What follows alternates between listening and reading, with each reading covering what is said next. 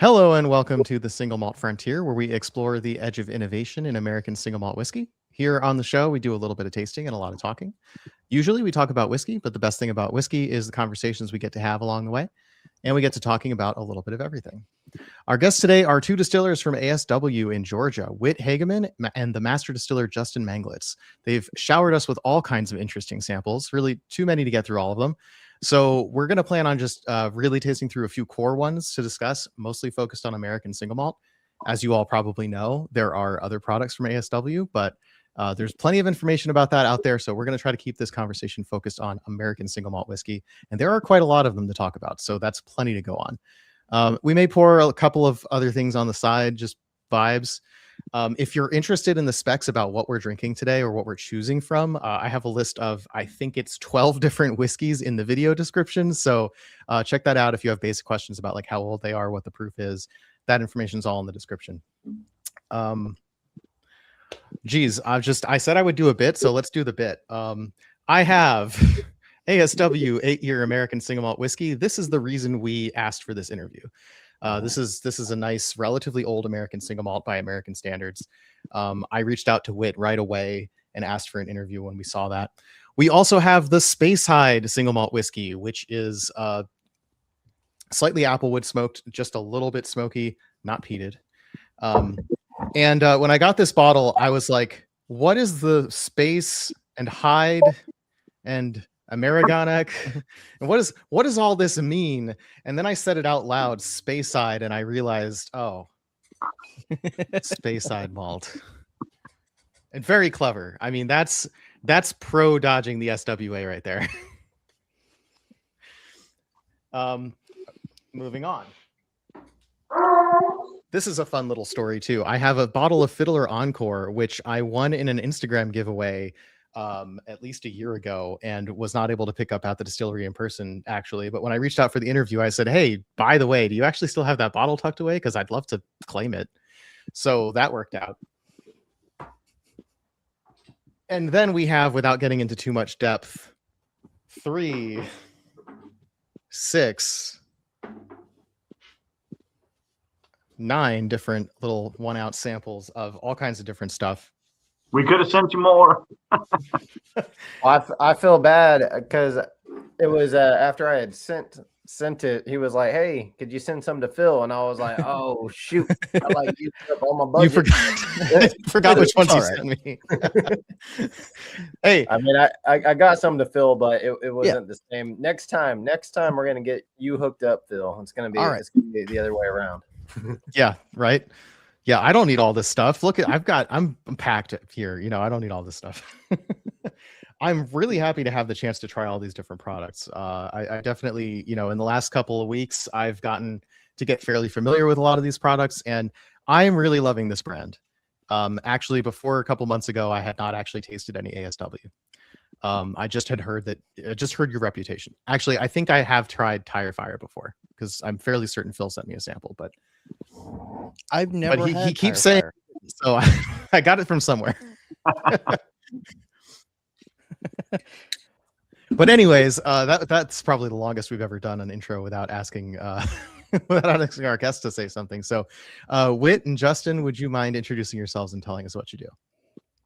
Yeah, absolutely. I'm Justin Manglitz. I'm one of the owners of ASW Distillery and the master distiller.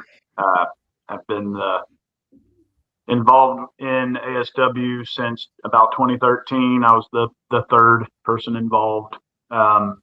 Built the distillery, and that's pretty much what I do. And I love American single malts. I've been making American single malts for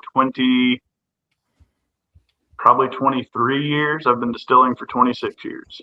So we didn't call them American single malts then. We just called them single malts. But yep, it's always been my love. Awesome. And Whit?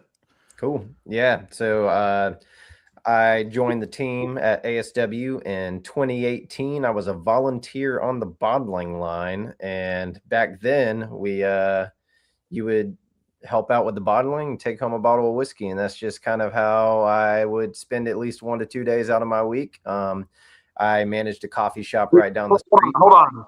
We did also pay people. They also yeah. It was not pure. It was not pure. Just the bottle being the payment. We paid people a wage. Well, I And might be owed maybe some lunch. money then.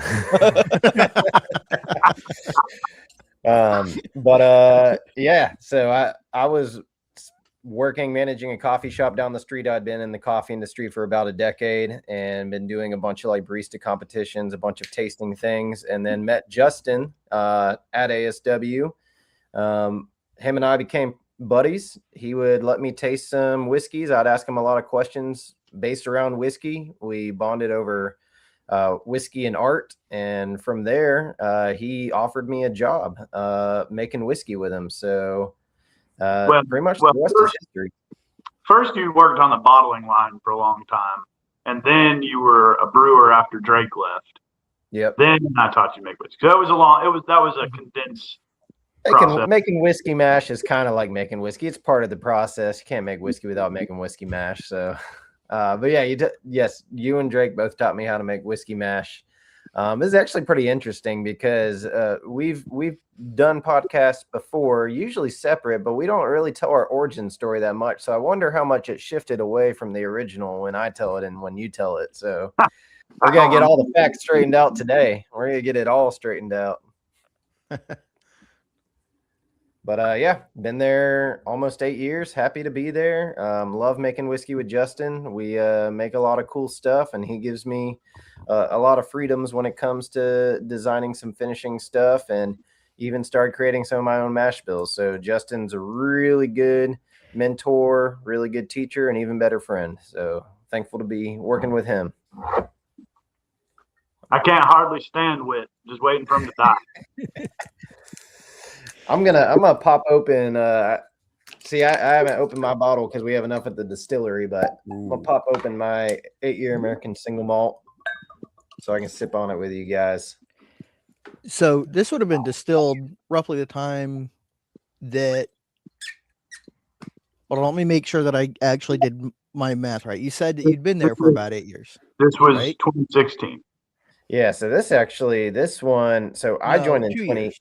Yeah, 2 I years joined in before you were there. 2018. Now, Justin, you distilled this in 2017. It went into barrels in 2017 because that would make it. Oh yeah. It was 2017. Yeah. 2018. I didn't start mashing until 2019. So 2018, I was just on the bottling line. 2019, I started mashing near the end of the year with Drake, who was teaching me, and then 2020.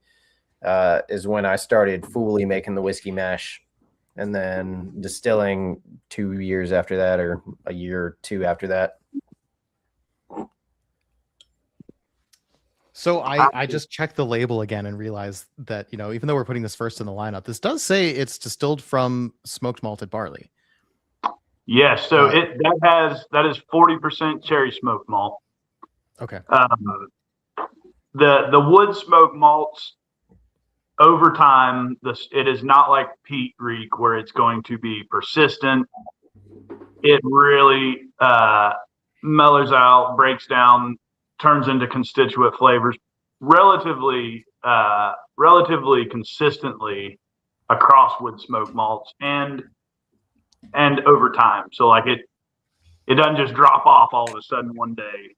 Every year it's a little less noticeable. There is some wood smoke in it. It's not super pronounced. Duality, which is our 50% cherry smoked barley and 50% rye malt whiskey, our double malt, I call that a double malt. There's two different malts.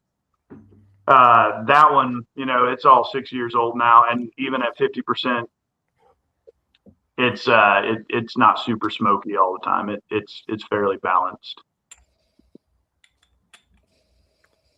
I'm going to have a little sip of that since we're just. I literally just walked in from the distillery, so I did not have time to prepare and get these bottles. So I'll just watch y'all drink. Oh, sorry. Hey, I'll entertain them and tell them all the real truth, so you can just go grab whatever bottles you want. No, that's okay with it. We need to get the parent out of the room so we can have the real talk. I'm the parent. Yeah, but I'm more mature. I do really like this stuff.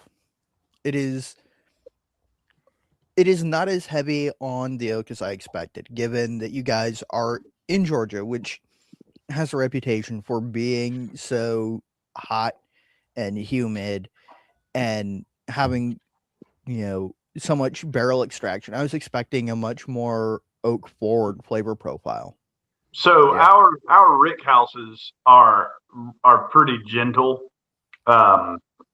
We have two main rick houses. One gets a little bit more delta, a little hotter in the summer, but neither of them is. Both of them are more. They're old warehouses, and they're both more gentle aging environments than a Kentucky or Tennessee rick house. Less probably more aggressive than a rick in Scotland or Ireland, but not that much. They're for the first couple of years, the actual distillery area is air conditioning, which is pretty rare in a distillery. It was an art gallery that we took over, so it had air conditioning already. I just got to have air conditioning, and so that actually stays very cool. We don't store many barrels in there anymore, but for the first, when that was made, that was the only place we had to store barrels. Okay. We do try to move our barrels between the different rick houses, but we do use almost exclusively new barrels. Partly some of the labels when we submit to COLA, they'll come back and say, we'll almost always with single malt say we're going to age it in new and used barrels. Mm-hmm. This predates the new classification. So we'll almost always say we're going to age it in new and used barrels, and sometimes the COLA reviewer would say, no, you have to use new barrels, or no, you can only use used barrels. Sometimes they would not argue with that. So some whiskeys some of the single malts we actually have to use new barrels because of the way the COLA was interpreted by the government. Some of them we don't, but we do generally use new barrels. I love used barrel whiskey. Most of the whiskeys that I personally drink that I didn't make, most of them are used barrel whiskeys. They're also mostly 12 to 20 years old, and we don't have 12 to 20 years anyway. New barrels are part of the American, palate, and so we leaned into that partly due to that's the regulation a lot of times for what we do. Like the Resurgens rye malt whiskey, which I consider a single malt, it's 100% rye malt. That legally has to go into new barrels. That is the definition of the for rye malt whiskey. Yeah, for rye malt whiskey, right? So sometimes it's because of that. Sometimes it's we just ideally we want to sell our whiskey in 6 to 10 years, not 12 to 20 years, because we do actually want to be not still around because we had some cash flow. We do get to do some fun stuff with used barrels and finishes, but for the most part we do use new barrels, and our rick houses being relatively gentle help that not blow the whiskey out, and also it helps. All the malt that I use, I only use brewer malt, so it's all 2-row barley, no 6-row. It's all very flavorful stuff. Often, leaning on my 15 years as a beer maker, as a brewer, to formulate those mash bills, and that leads to a more flavorful spirit, which can stand up to the new oak. And because the method that I do at ASW is a grain in fermentation and distillation, so unlike every Scottish distillery, every Irish distillery, and at least when I started doing it, every American distillery, the single malt whiskey is always made with a wash, right?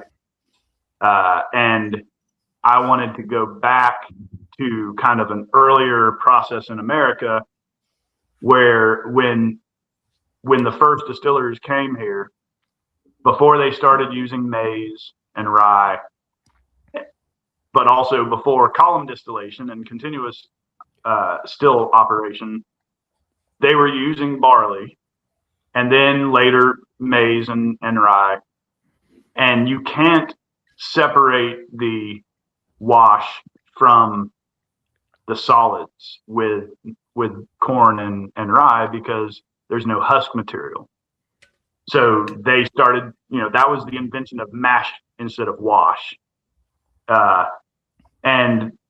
But they were still using a pot still in the 1700s, most of the 1800s, people were still using a pot still. And, in the 1700s, they were using 2 pot stills or double distillation. At least they may be using the same still, but they weren't using a doubler or a thumper.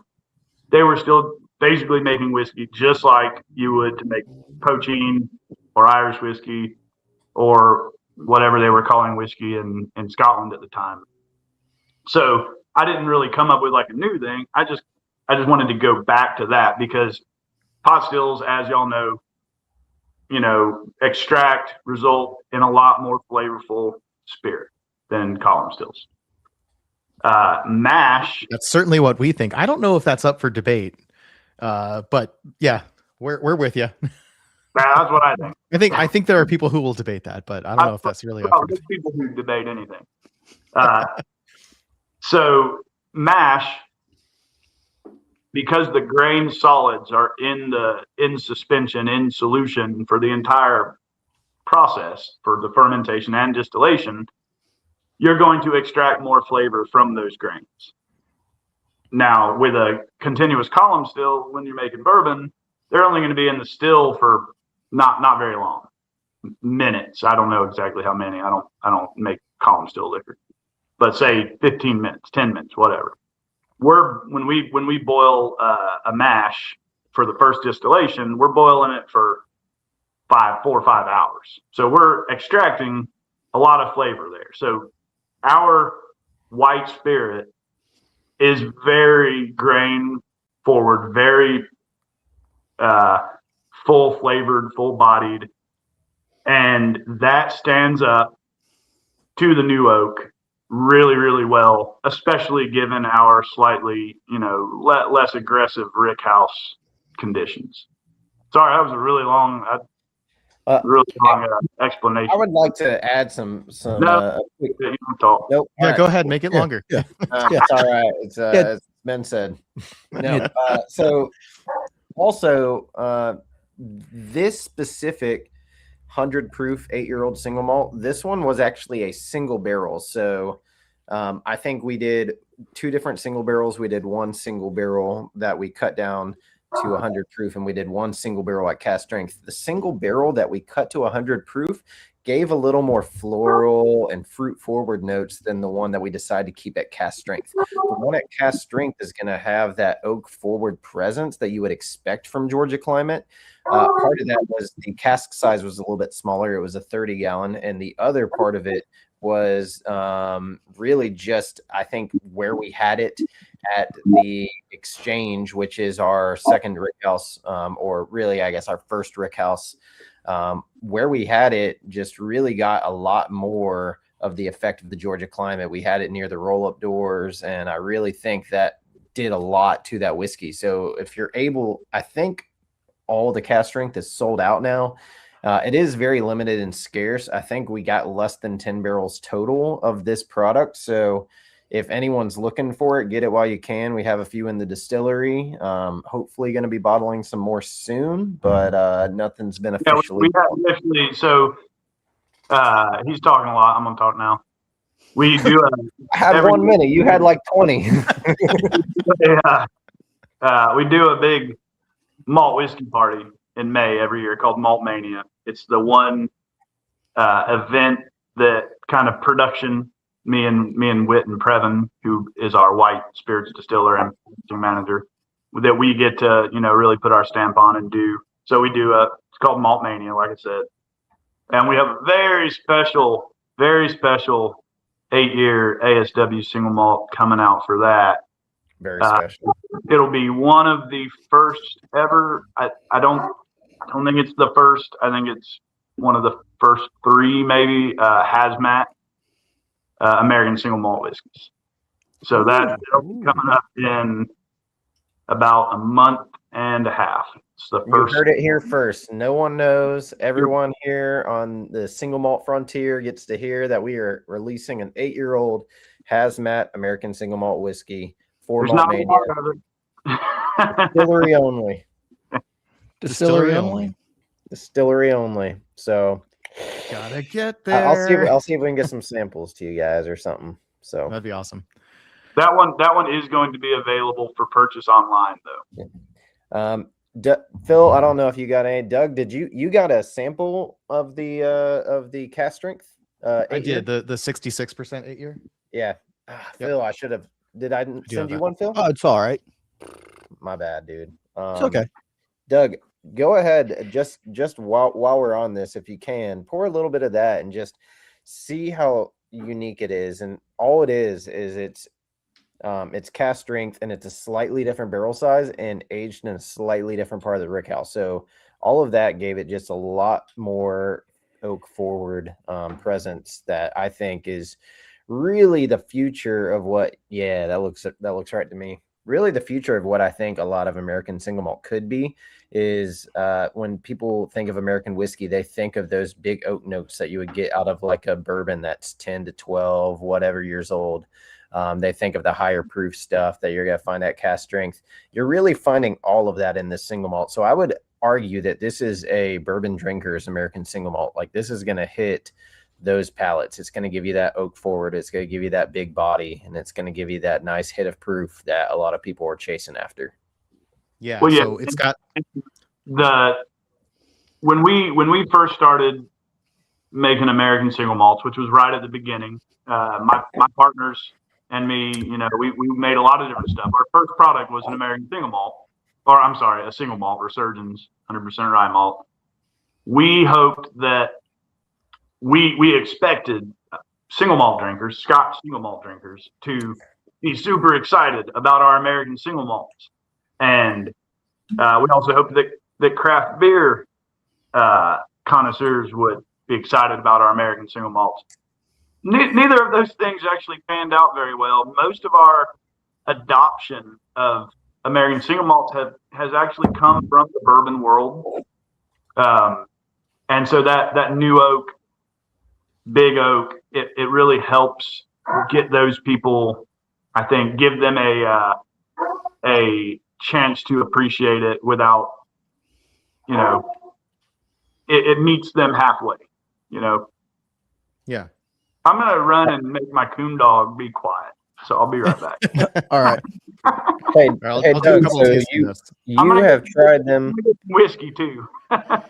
Get some whiskey. Get some whiskey. Yeah, Justin. yeah. Run out, get some whiskey. And I want you to He's say going to the this store. again. We're not going to see him for hours. Sure. I want to get your opinion on it, but I may wait till Justin comes back. I want to get your opinion on the 100 proof versus the cast strength, but I'll just talk a little bit more about like some of the things that I find interesting about these. Like I said, the 100 proof, and it's interesting because we have several different camps. Like, we have a camp of people that really like that, like the 100 proof whiskey, and say that American single malt itself is like, it reminds them of a kind of like a Highland Scotch. Like, it has a lot of like those really, I almost think like Glengoyne personally. So like, I don't know if anyone out there drinks like Glengoyne 12 or 15. I think it has similarities to that.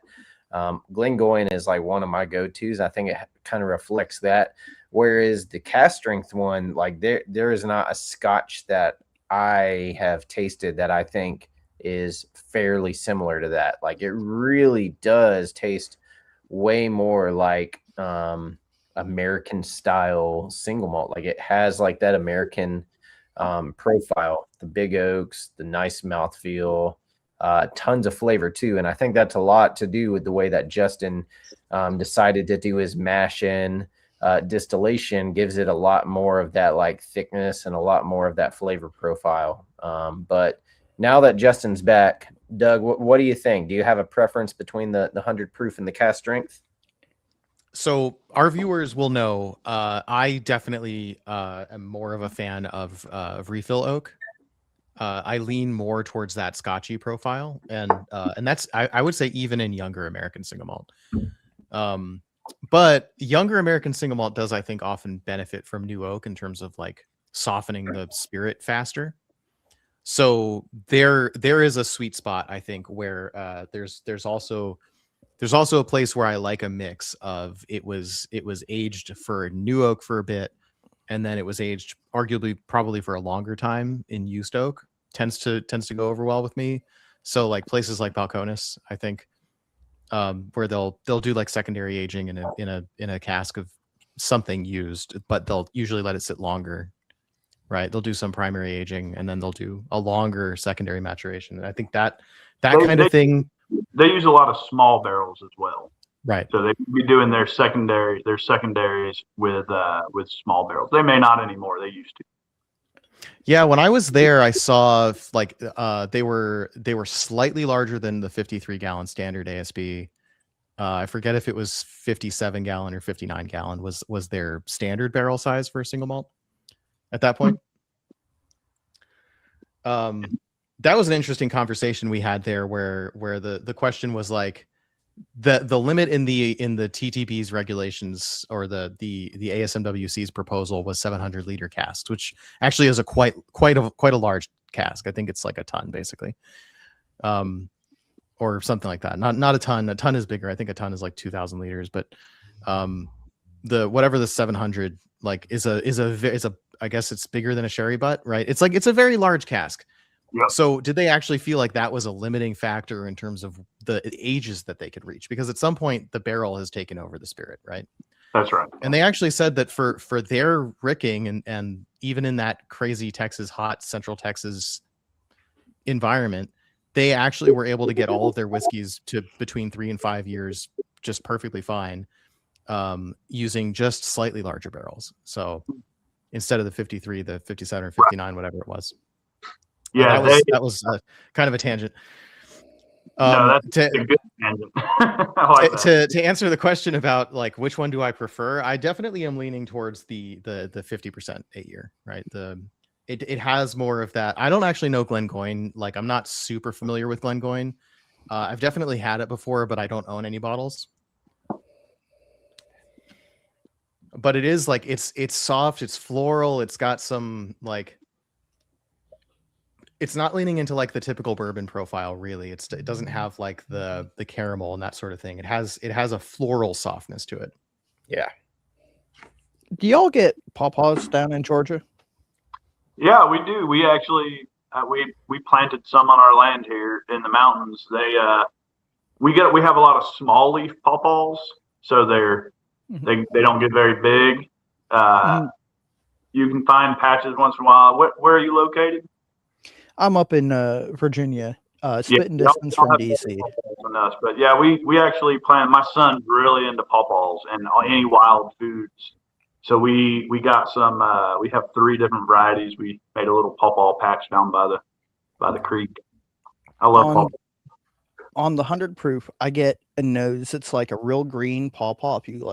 If you've ever like accidentally stepped on one that's real green, and it's got that sort of like not quite sweet, but getting there. Yeah, that's a good call. That's not a flavor experience that I've had, so I'm gonna have to fix that at some point, Phil. Okay, you just have to let me know how. Just go step on a pawpaw. Yeah, I really rather like the 50% one. And like, I mean, I know it doesn't look like I've had a lot of it, but like actually that's all been me, like no samples taken out. I haven't had a chance to share this with anybody. So however much has gone from this bottle has been done in half-ounce samples over the past few weeks. And I definitely keep coming back to it. It's I think my favorite of the set that I've really gotten into so far. Now I know we're not going to get into bourbon, but that Fiddler Encore is really, really good bourbon. Well, you know the story about that, right? You know that it won the best 6 to 10-year-old bourbon at San Francisco World Spirits Competition. I probably knew that at some point, but I had forgotten. Well, it just happened. It won last year in November. Then I haven't been paying attention, which is also entirely possible because I've had my hands full. Yeah, so this is the first time we won best in class for bourbon, but the second time that we've ever won best in class. We actually won best in class for an American single malt back in 2020. Not one that we really have any more of in bottles. We have some in casks, but I happen to have just a teeny tiny bit more of this right here. Let me just block the light. Maris Otter. So this is the Another single varietal. Single varietal American single malt. And in 2020, it was either a 3.5 or a 4-year-old bourbon, won best in class. Not bourbon. Not bourbon. Single malt. 3.5 to 4-year-old American single malt won best in class at the San Francisco World Spirits Competition in craft whiskey category. Because back then, American single malt wasn't a registered by the TTB, actually, like it wasn't an actual whiskey that you could register at the TTB. They know that. Right. So you either write just whiskey, right? And in the case of the Speyside, you have whiskey as in its own, label, right? And that's just what it is. So, I was going to say like that point where they're debating you on it has to be only used or it has to be only new and it can't be a mix, which is just like, that's a weird take because you're filing it under whiskey where anything goes as long as it touches oak. That's right. And one of them, I don't think it was red. I think it was Burns Night. They actually 3 years ago, before American single malt was a category, they made us call it American single malt. Weird. They made you add the American to it? They call it. We just got to say, don't argue. Yeah, right. You get that. That's nice. Yeah. So so this label was registered in 2025. So this is an actual American single malt whiskey type. It is our first actual American single malt. Yep. But of course, everything you made before was fully compatible with the rules as they've been ratified because thankfully they were pretty permissive. So if you use new oak, if you whatever, there was pretty much anything you could do was fine unless you distilled it to too high of a proof or put it in too big of a cask, which especially the cast thing would be like difficult and intentional, right? Yeah. Now, to give some notes on the 66%, it does definitely, it feels more on that bourbon profile. It's definitely more of that new oak. It's got like a tart tannin pucker on it. Like there's almost a sourness by comparison to single malt, and I mostly drink single malt, so. Yeah, we drink a lot of very high proof spirit right out of barrels and right out of the stills. So as you do that, you get used to it, and then that becomes the thing that tastes normal to you. Mm-hmm. So for us, often cask strength, and obviously for a lot of bourbon people, cask strength dominates your palate because it's so dominating as a spirit, whatever spirit it is. I do prefer the cask strength, but I love the 50% as well. My sweet spot is pretty much between like 53 and 60% usually, like for a cask strength, but you get that a lot in Scotch. It wildly depends in American whiskey. Sometimes it goes up super high. Right. One of the samples you sent me, actually, speaking of it goes up super high. Where did I put that down? Oh, there it is. I left it right in front of me because I wanted to talk about it. This 100% Bloody Butcher corn that the label says 149.2 proof on it. I think this is the highest proof brown spirit in my house. The only thing I have higher than this is Everclear or Baijiu. That is actually a single malt that is made from 100% malted corn. And I submitted cola for it before I bought the grain. What I wanted to do was make a single malt bourbon. So show them the label. It says, is it backwards for you guys, or is it no? It's good. Yeah, we see it the right way around. Cool. So I submitted, me and Chad, my partner, and he makes all the labels. He does our marketing. We came up with it, with the label, submitted it before we bought the grain, because I didn't want to do it unless I could call it a single malt bourbon. And we assumed that they would say, you know what, that's crazy, you can't do that. We sent it, the week before the COVID shutdown. And this was back when TGB cola approvals usually took at least a month, 4 to 6 weeks. And they approved it 3 days later. I think they just rubber stamped everything before they left the office.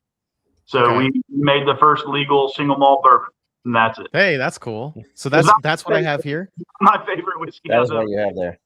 Okay, so the syncopation is the actual title of this one. Yeah, Yeah. Fiddler. Fiddler syncopation. This was the first thing I actually ever mashed at ASW. So the first thing I ever soloed mashed. This was like, it threw me into the deep end too, because making a 100% corn mash was a lot harder than making any of the other malt mashes. So like, yeah, the rye malted mashes, corn is notoriously hard to do. That's why nobody really does it. Yeah. Yeah, it's really hard to mash too. So yeah, if it's hard to malt, it's hard to mash too. Yeah, and that was probably May of the May after during COVID. So 2020, right after COVID. Yep. Cool. I do want to get into this at some point. It might not be while we're live, or it might be. I mean, hey, chat, let me know if you want me to react to nearly 150 proof whiskey. We're gonna have to do it at the end though, because it's gonna kill my palate. Yeah. So We should jump into the next single malt whenever you guys are ready. Either Red X or Space Hide. Honestly, we should do Space Hide before Red X. Okay. Red X we should do next after Space Hide. Okay, so we'll do the Space Hide next. So that's once again, that is 2 words, Space Hide. That's right. Space single Hide. malt whiskey. And this says 2021 release. And one of the things that I think is cool about this, I forget if it said how old it is on there, but this was distilled before the ASW 8-year.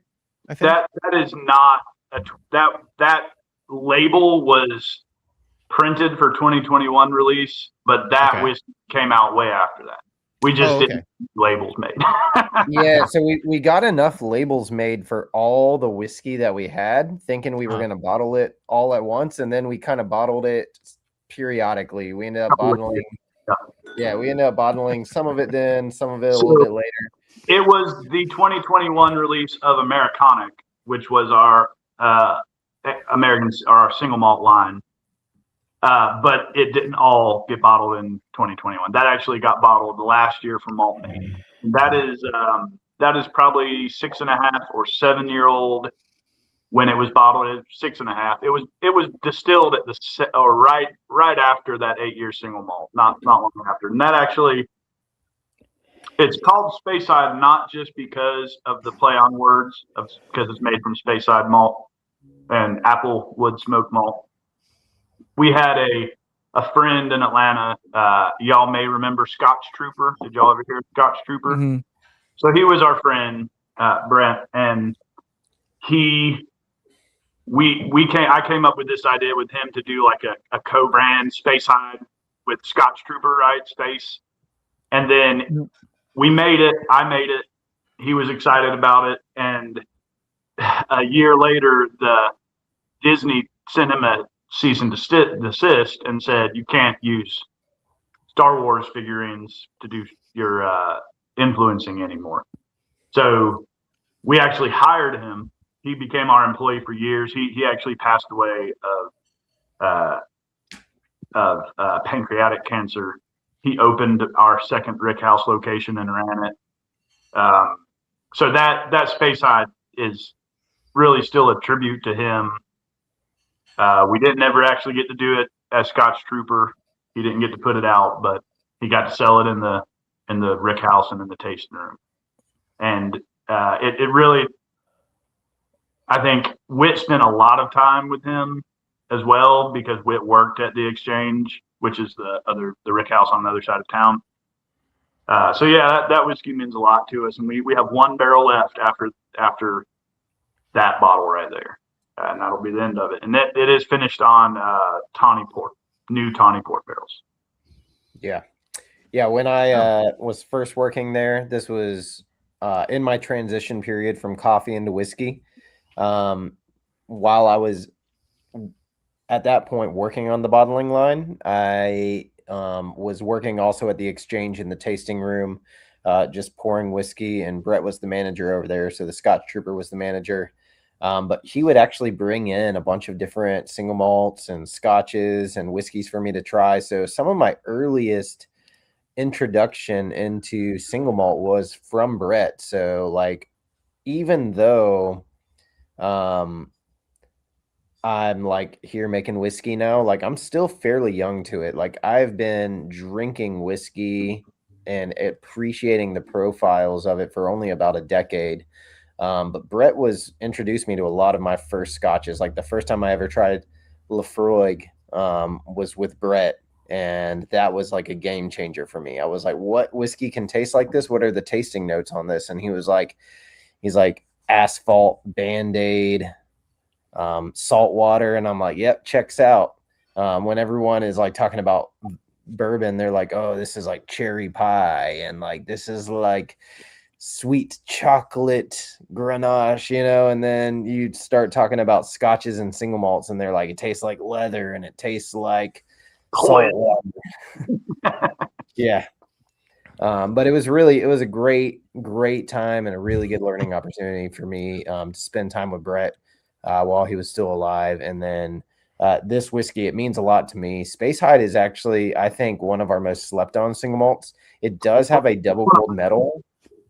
Do what, Justin? It's one of my favorites for sure. Yeah, it's really good. Like it has a double gold medal at San Francisco, which is a pretty big achievement. And in the American single malt category, so we entered that and Red X both the first year that American single malt was an official category, and they both got double gold. And the Red X was was in the top 3 and was up for best in class, and then lost. It. I was gonna tell them that when they were drinking Red X, man. I'm sorry. Spoilers, yeah, we'll get there. We'll get there. Yeah, Space Side is I agree, it's slept on. It's one of my favorites. It is cask strength because that does come out from Malt Mania, and most of the Malt Mania stuff is usually cask strength. It is lower though. I think that one came in at about 110, didn't it? 111. Yeah, the one I sent to them, I think, is 116. The one I'm sipping on is 106. Yeah, we do have some lower ones. I will say this though. So we're talking batches of Space Side, right? What was the question? We're talking about the batches of Space Side, what the proofs are. Yeah, batches of Space Side. One of the interesting things about Space Side is that it spent, I think, 2.5 to 3 years on new charred oak before being moved to a port cask. So most of these Space Hides that we're coming out with now have spent way longer in a port cask than they ever did on new oak. So I think some of them are going to be closer to 4, and the next one will be about 5 years in a port cask. Whereas all the other ones are going to be, they were like half and half. It was like half new oak, half port. And I'm excited about the next ones are going to be like only 2 years on new oak and 5 years on port. So I think it was more like 3 on new, 2.5 or 3. Yeah, 2.5 to 3. But it's a really good one. And I do think you actually get a pretty good bit of smoke on some of the batches. I don't know if that's the batch that has a ton of smoke on it, but there is a little bit for sure. Yeah, this one has a nice smoke to it.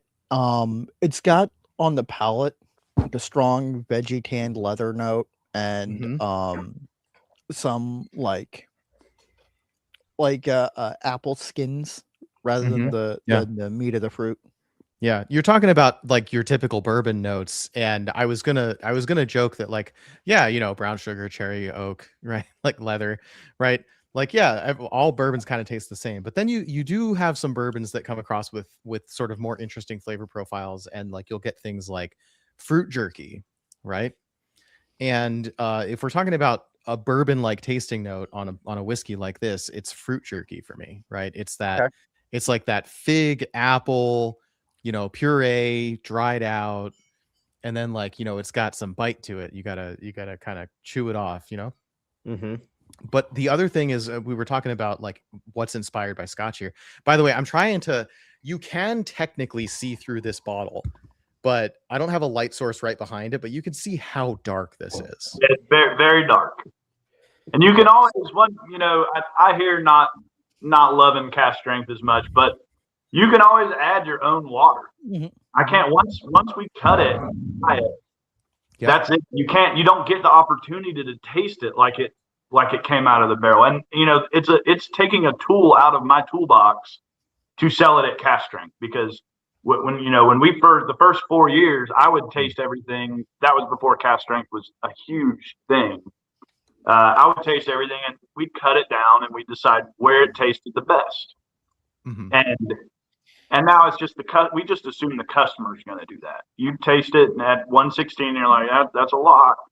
And then you can add your water either in the glass or mix it up in a bottle. You can buy a proof and trail hydrometer on Amazon. I mean, are we still at this point weird to have water droppers, or is this just a normal thing? Right? Is it too geeky? A normal thing, yeah. Yeah. I think too, like a lot of it is the way Justin and I craft the whiskey. Sometimes we will taste it and think, there's still products that I think maybe not the last Druid Hill, but maybe the Druid Hill before it or the Druid Hill before that, we were like tasting it on like 7 or 8 different proofs to decide what was the best proof. And we usually actually agreed on that, which we don't agree on everything, but we'd usually find a proof that just really highlighted the whiskey the best.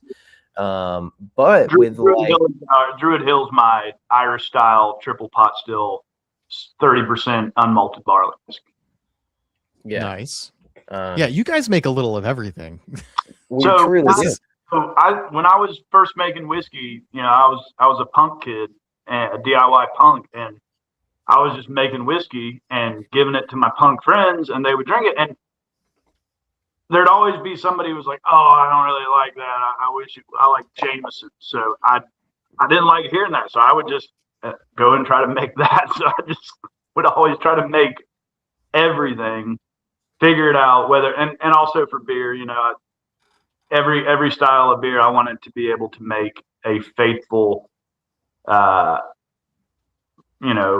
of, if I could, within reason, or at least the ones that I, liked pretty well. So that's how I am with whiskey. I want to be able to make everything. There's some things I won't touch. Like I cannot make a better rum than someone in the Caribbean. I cannot put goat heads in a dunder pit. I can't make mezcal. I can't get the ingredient to make mezcal. So is the goat head thing because the FDA doesn't like that? Yeah, no, I think and the neighbors with it and the neighbors. Yeah, easy answer there. Just make your distillery out in the boonies. Channel the old moonshiners philosophy. I guess I kind of interrupted myself. I was going to say as far as like Scotch inspired flavor profiles, one of the things I get on the Space Hide is on the finish, it reminds me a lot of Glendronach 15. Glendronach is one of my favorite malts. Yeah. So if you look at my stills, the wash still that is patterned after a Glendronach. It's just one of my absolute favorites, and the spirit still is patterned after a Glenmorangie, another of my favorites. Continue. Nice. Sorry. No, yeah, I just wanted to share a little bit more on tasting notes before we move on.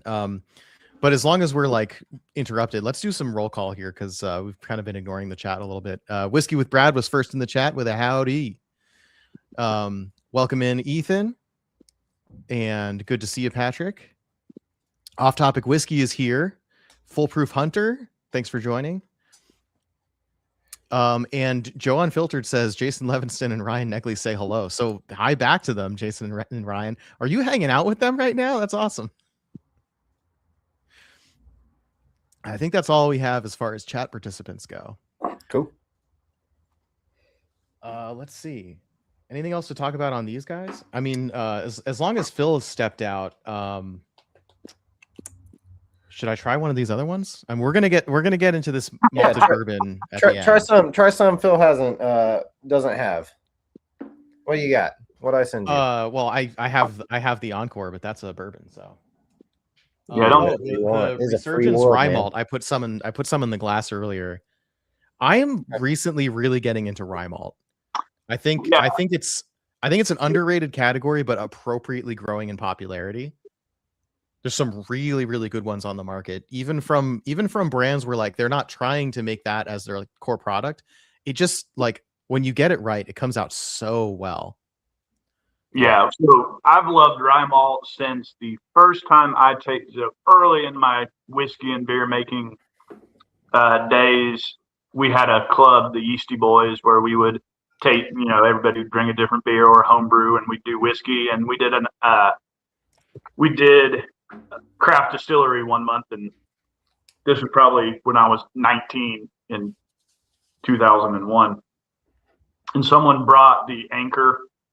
It's called Hodling now, but the Anchor distilling, they had a 17th century or an 18th century and a 19th century rye malt whiskey. And the 18th century was okay, but the 19th century, and this is really dating me because they quit calling it that a long time ago.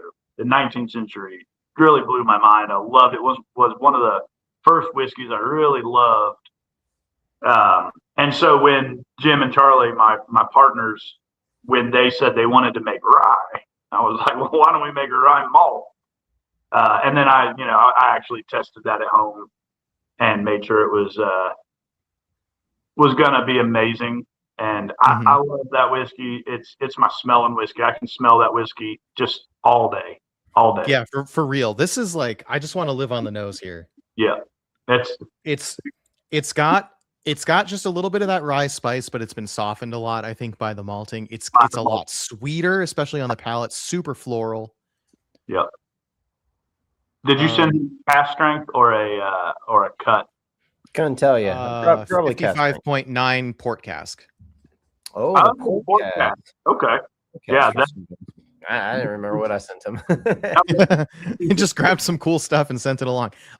Mad respect for that. That's a whiskey enthusiast attitude right there. Well, it's interesting because like you would think I would know what I sent you, but we've done I think over 50 products that we've had unique labels for. I think yeah. Well, it's more than that. You said more than that? I think so. I mean, we count when we counted up like months ago.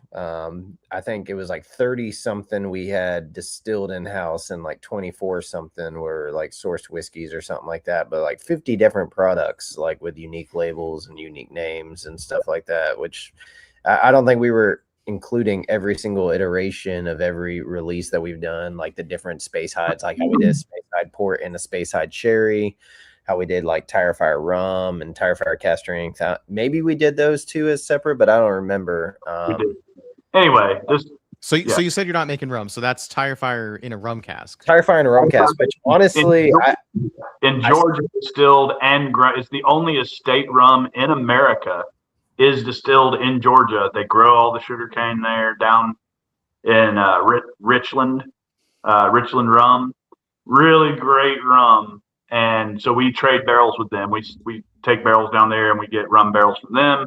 And Tire Fire, it is sweet. It is big. It is really nice. Yeah. Yep. Yeah, Tire I mean Fire it's delicious too, but I could smell this all day, and I love a whiskey like that I could just like hang out, sit in the backyard or whatever, and just like stick my nose in it like this for forever. Yeah, there's been whiskeys occasionally, especially there was a Linkwood I had once where I just sat there smelling it for so long that the whiskey went cloudy and sour when I actually went to drink it. It was like 2 hours long of just like sticking my nose in it. I had about this much in the glass, like because so it goes cloudy. Into Red X whenever you guys are ready. Yeah, absolutely. Let's move on to the next. All right, I'm excited for this one. I know this is one I did no research about in advance, so I am completely unspoiled on Red X. So yeah, Red X is it's a single varietal, single malt. Red X is a type of malt made by Best Malt Company in Germany. It's designed actually for breweries to be able to use 100% of this malt to make a viable red beer. So in other words, usually when you make an Irish red ale, you're using some kind of pale, mostly some kind of pale malt, like Maris Otter, for example, and then you're shifting the color just a very tiny amount, like 0.5% of the mash bill, to shift it to be red. Now most breweries use a Cinnamar to like a black extract that they add to make it red, but Red X is designed to be able to use to make a red beer. So it's very highly kilned, and that adds a lot of flavor. So there's a group of malts like biscuit malt, aromatic malt, special B. That's towards the high side. Red X is in that group of malts where it has been kilned beyond just the drying it to make it shelf stable after the malting process. It's been kilned in order to develop flavors in it, to develop characteristics in it that usually in a beer taste bready, malty, biscuity. Biscuit malt would be another one. Usually they're kilned in a way they've had water added to them before they're kilned, and that's part of the process. Red X is one of those malts. Maris Otter is kind of a baby of those malts. It's like the highest. It's kind of the biscuitiest of a pale malt, of a regular brewer's malt. Munich would be also kind of a medium in between Maris Otter and Red X. And when I first started distilling with them, I expected to get those bready, biscuity flavors out, and usually they manifest as extreme fruit flavors. So the fruit flavors in Red X usually would be derived from a yeast. We don't do much experimentation with yeast. We use three or four different yeast strains. Pretty conservative with yeast because yeast is hard to predict. You don't necessarily know for 5 years what that yeast will have done. Because I've been making beers and whiskeys with malts for almost 26 years for malts. I know exactly what each one does. I know I can predict what it's going to do, and I would lump them together and call them biscuit malts, like Red X. Sure. Usually manifest in, rather than a biscuity flavor as it would in beer, a fruity flavor. Different than a yeast-derived fruity flavor. So you're not getting the bananas. That banana comes from a yeast isoamyl acetate, a yeast derivative compound, and then breaks down further past banana flavor. So usually when people taste this, we sometimes get Fruit Loops and sometimes get Fruity Pebbles. I'm more of I think it lends itself more towards Fruit Loops, but I'm not going to argue with someone that says Fruity Pebbles. And frankly, to me, they're the same flavor. they're basically the same flavor. And that flavor has changed over time. It is less fruity now. This was bottled at probably 6.5 years old. The first year we bottled it, it was 2.5 or 3 years old. When it won double gold, it was 4 years old, I think. So those fruit flavors have changed over time. They're less pronounced now, than they were 2 or 3 years ago. They're still there, and this is one of my favorite whiskeys. Again, the nose on it for me is amazing, and then it's just super unique. You really never going to taste another whiskey, in my opinion, with that flavor, unless someone else makes some whiskey from Red X. Yeah, so I've been you see, I'm like really analyzing the nose on this one. There's a couple of things that jump out. Doug? Sorry? Have you got to the palate yet, Doug, or are you just on the nose? I've tasted it a little bit, but I haven't really analyzed the palate yet because the nose is giving me a lot. So I'm getting, I wouldn't say like Fruit Loops kind of fruit. I would say like fruit leather, like dry, dehydrated, red fruits, apples, that kind of thing. But like there's a seasoned, like there's a component to this that's like a savory seasoning. And the first actual flavor profile that was jumping out at me was actually like a pork roast, and like kind of the flavor of the season, like the herbs and the stuffing. Will you hold the So bottle with? So yeah, this is actually a Stranger Things themed label. We did not get sued for it. nice. It's It's just styling, right? You can't connected the dots. can't trademark a font, right? That's right. And another, interesting thing about Red X is that it is so when we first started, before we started building the distillery, I heat my house with wood. I'm a chainsaw guy.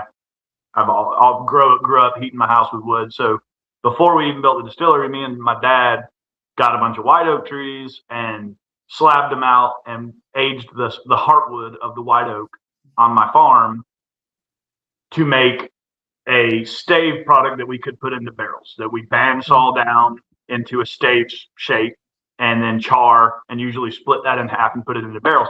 And that's our Georgia Heartwood bourbon. This was actually, for a long time, the only other product, Red X was the only other product that got that Georgia Heartwood oak in it. Not as much as we put in the Georgia Heartwood bourbon, maybe about half as much. And it does make a little bit, I guess, more complex oak quality. It's not like, I don't think it's super heavy, but it does add some complexity because now you're getting a very different process of oak, source of oak, and application of oak that went into that whiskey. And I'll be honest with you, I only did that originally because I wanted it to be red, because it was called Red X. And then it was so good, the first barrel, and then it was so good, I figured we'd keep doing it. I wouldn't say I only wanted to do it. I mostly wanted to do it just so it would be red. Yeah, so palate, Whit stepped out again. It's fine, we don't need him. He went to go check on Justin's dog. That's what he said. He said in the chat, I'm going to check on Justin's coon dog. So if you hear anybody rummaging around in the back. I don't think, he wouldn't want to rummage around in my house. Ooh. Even with that extra like added oak, it's got a really lovely grain forwardness to it. Yeah. That, that like Doug said, it's not quite Fruit Loops anymore, but it's definitely got that like bright, fruity top note combined with some nice like burnt sugar caramelized notes. Not like the caramel that you get from a barrel necessarily, but more of like if you've ever like taken a peach and hit it with a torch before eating it. That sort of like burnt sugars.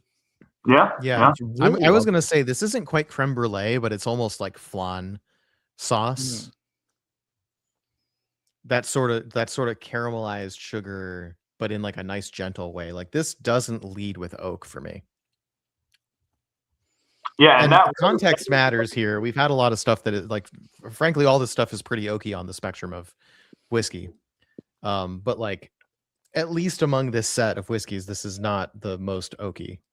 And it was in a barrel for the same amount of time as Speyside, less than the 8-year-old, although it did have the extra heartwood added.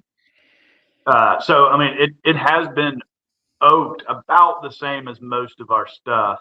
But I'll tell you that the white spirit is so flavorful. This one probably would be a candidate for a 12-year new barrel. I mean, I don't really, 8 years for me is kind of the max on a new barrel,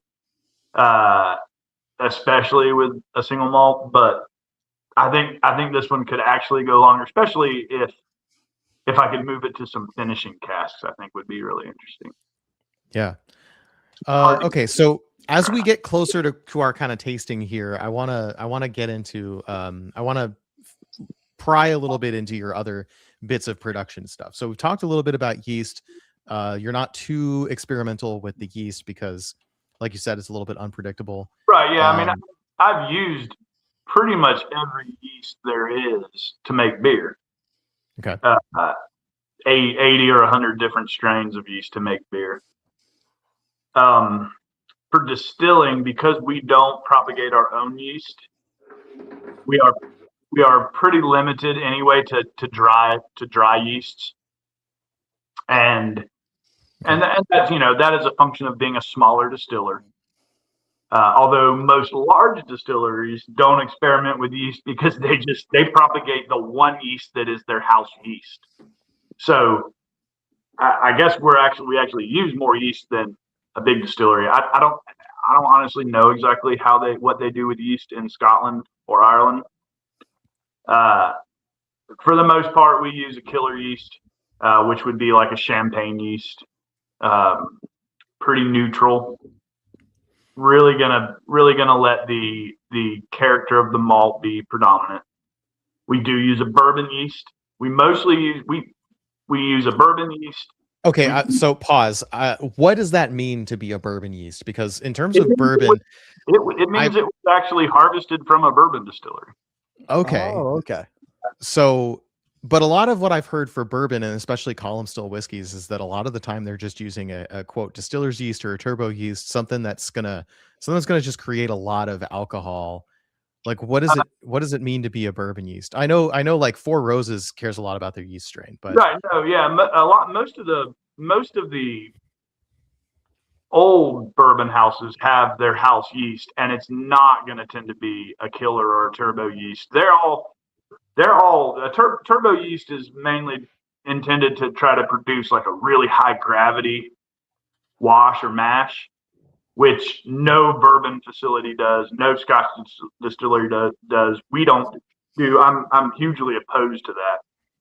When you do that, you're just diluting your flavor out to more alcohol and stressing out the yeast, producing a lot of off flavors. Anyway. So, yeah, I mean, that's definitely what I think with respect to that choice of yeast, but maybe I'm wrong. Yeah, maybe I have some bad information at some point. Most people aren't. Maker's Mark has their own very specific yeast they've been using for a long time. Jim Beam does. I don't know about some of the more factory, I mean, the thing with bourbon distilleries is that they are pretty crafty. They are on a scale of distilleries from insanely crafty, like a guy making mezcal on his farm, to just pure vodka GNS production, right? In a 14-story tall column still. Bourbon distilleries are closer to the craft side than a lot of Scottish distilleries, even pot still distilleries. Yeah, that makes sense because they're not experimenting a whole lot. They're doing what worked for 200 years. Yeah, and you look at places like Macallan who are putting out, 15 million liters of spirit out of their stills per year and are running, a dozen stills on a daily basis. They've got it down to a factory science, whereas a lot of bourbon producers, even the biggest ones, are putting out a fraction of that and are really focusing on running one or two stills. Yeah, so okay, so sorry for that aside on bourbon yeast. So going back, you've got a champagne yeast, you've got a bourbon yeast. Can you say which bourbon distillery you got it from? I don't actually know what bourbon distillery it came from. Okay. So and then what else? We use a Sauvignon Blanc yeast. Okay, so more wine. So I want to we'll put a pin in that, but I want to ask about wine yeast and whiskey production. The Sauvignon Blanc yeast is only used for cider, for cider to make brandy. Okay.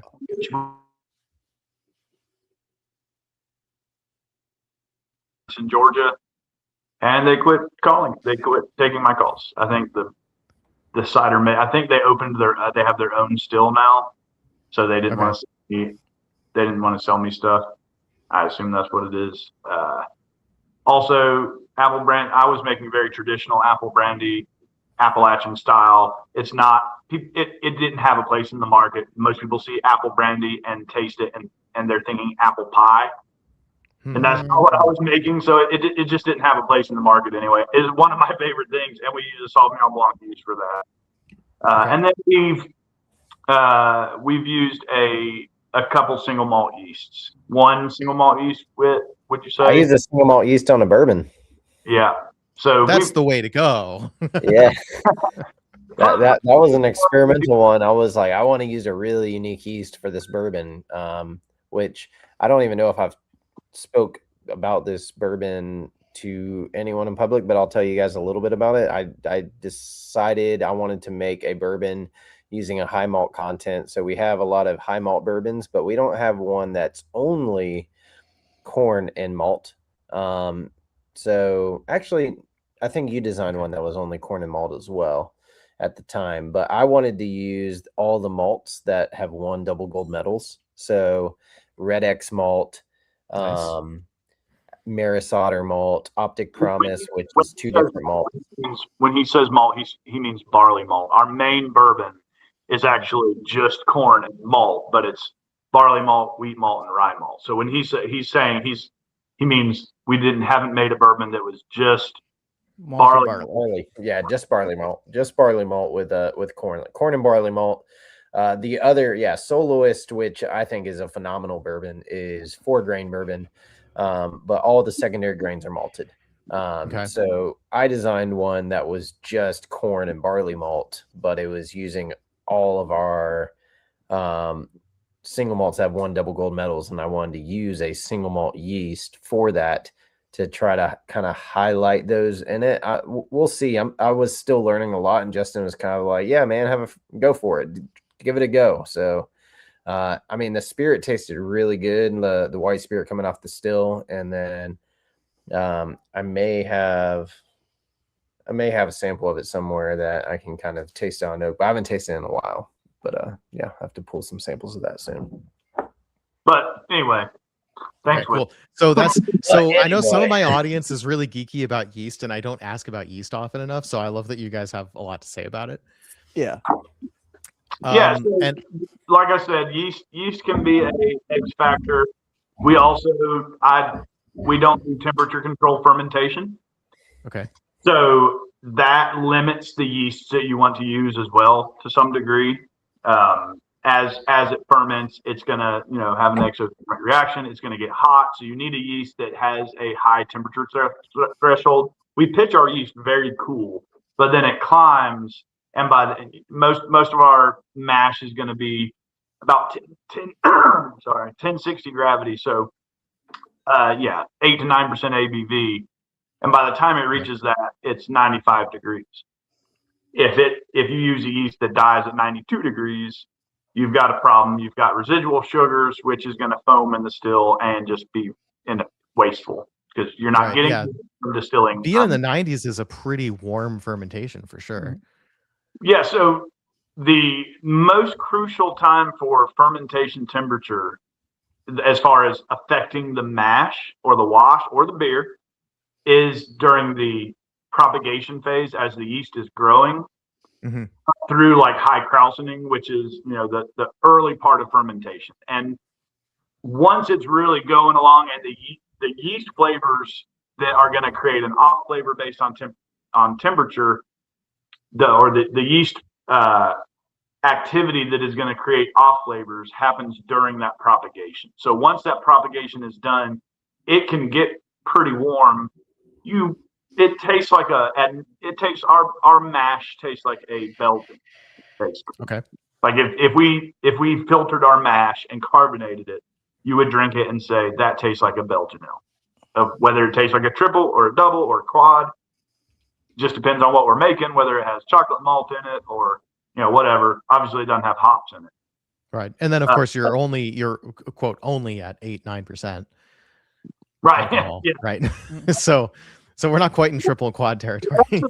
That's the same gravity that, it's at 8-9% with full attenuation. Right. So it's starting at 1060, 1065 gravity. If a beer is going to stop at 1020 and have residual sugar, we're going below 1. It's 100% attenuated, or else Whit messed up when he mashed it. Right. Because when you distill it, you lose all that sugar that's left over. That's not going to come through. We want no sugar. Yeah. Completely dry, complete attenuation. I finally found my laptop charger. It was Yeah, I getting was like, close. you kept leaving the room. Yeah, it was getting close. I was like, I'll go sometime when Justin rambles, which he rambles a lot. So that's why I was getting up a lot. I finally found my laptop charger. Awesome. So it's good we won't just lose you in the middle. Yeah. So okay, Spacehide doesn't say anywhere on it that it's finished in a port cask, a tawny port cask, but is it just that it depends on the release? Originally, No, it was finished in a tawny port cask, but when we colored the label, we didn't know we were going to finish it in a tawny port cask.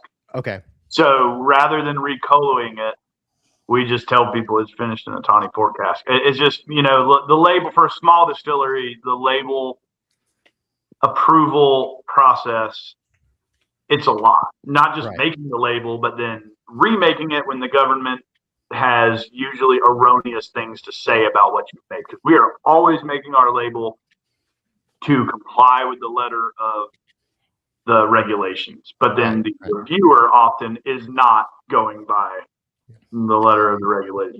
Yeah. Right. So there's It's nothing common- misleading on this label, to be clear, in case anyone thinks this sounds fishy. There's nothing misleading on the label. It's just that there's extra information.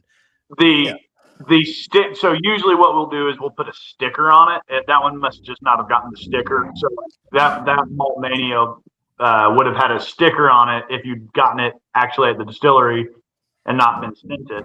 Would have had a sticker that said Malt Mania and had our whatever logo we came up for that year, and then said Tawny Port.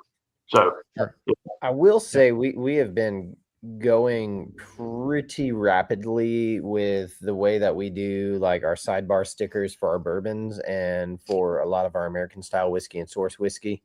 I think we are exploring more ways to incorporate that into the stuff that we make in-house. We've been talking about adding age statements to every single batch and adding like all the nerdy detail information, because that's the stuff that we actually got nerdy behind the process of making it.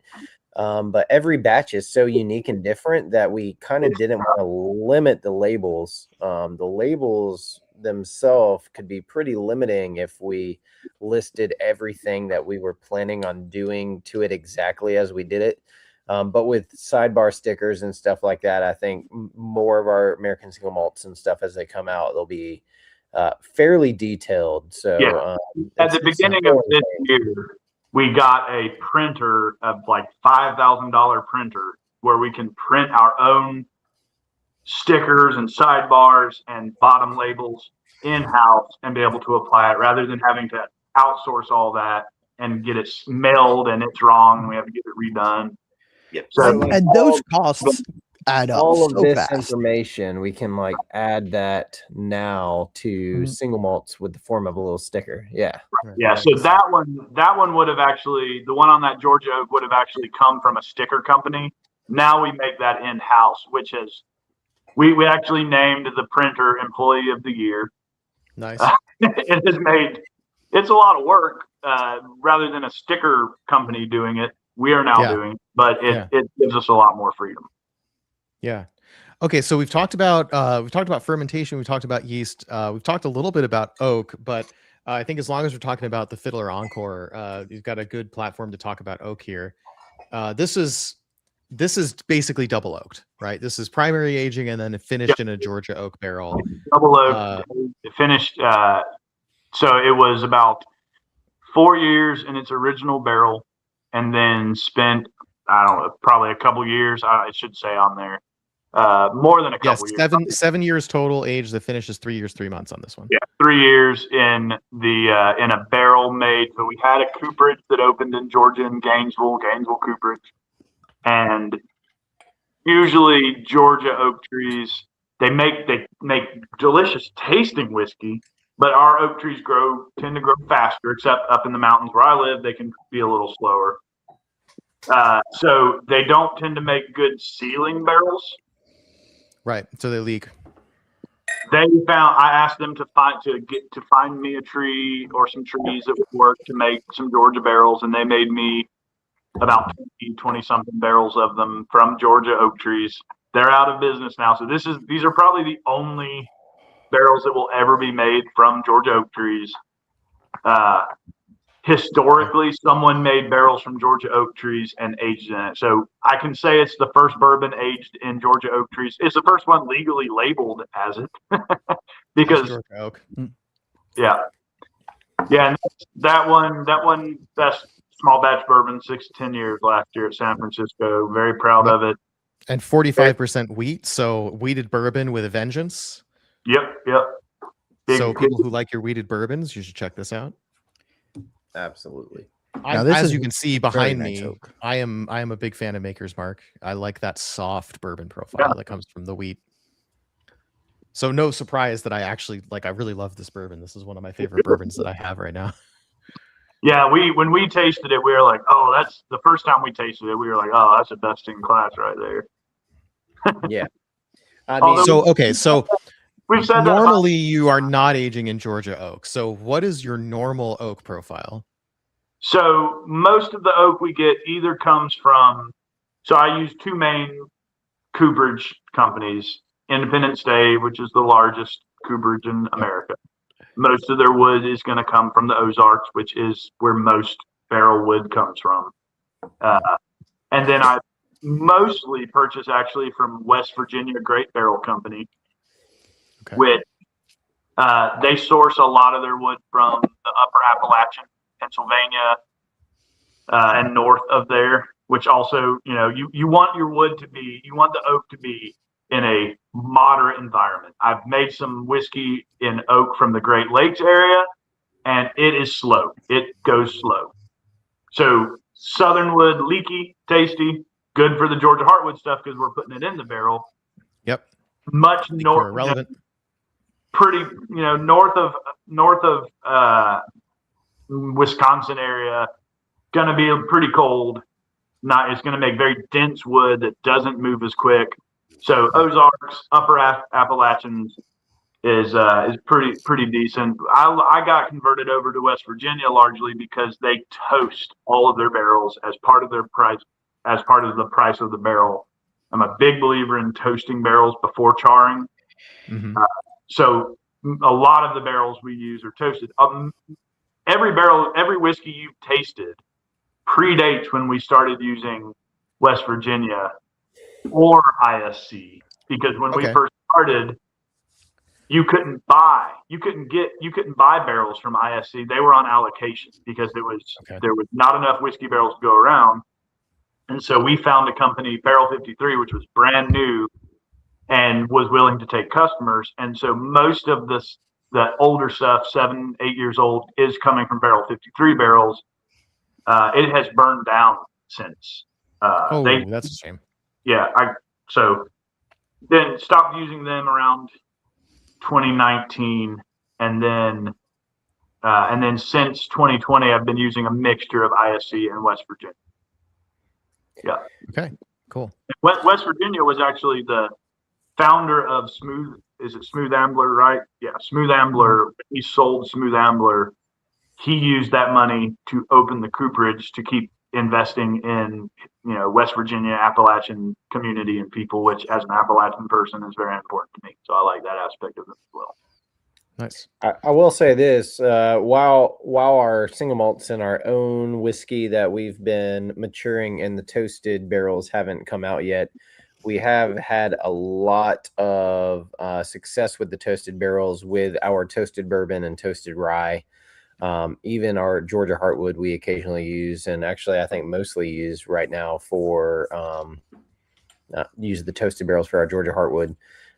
So I was just talking about the single malts that we're drinking tonight are mostly didn't come from toasted barrels. Yeah, exactly. But we will have them in the future, which is actually pretty exciting to me because I think the profile of these, once we started using the toasted barrels for a lot of our bourbon products, definitely enhanced a lot of like specific flavors, like brought out a lot more like sweetness and body to the whiskeys that we were finishing in these barrels. So I'm excited to see what they do to the single malts themselves. We actually tasted a few the other day. Justin and I went to our rick house and we were tasting some of the ones that were coming along in the toasted barrels, and they're phenomenal. So it's going to be a little bit of a different profile. People that liked the traditional Maris Otter profile, it's probably going to be a little bit different. but it's going to be excellent moving forward Yeah, in a lot of the whiskeys. Really excited. So we're going to be putting out some of those next year. Hopefully, being able to do some finishing caps on a few. I'd love to do. If right now nobody's really importing European barrels because of the tariffs. Hopefully, we can start getting some European barrels. I can do some finishes on them. Also, gonna hopefully start doing some single barrel picks of single malts next year. Which, we've been waiting at this point 12 years since before we were distilling for people to really start latching on to American single malts. And every year I'm like, this is the year. So hopefully it's actually coming pretty soon. Doug's off to make a note of that.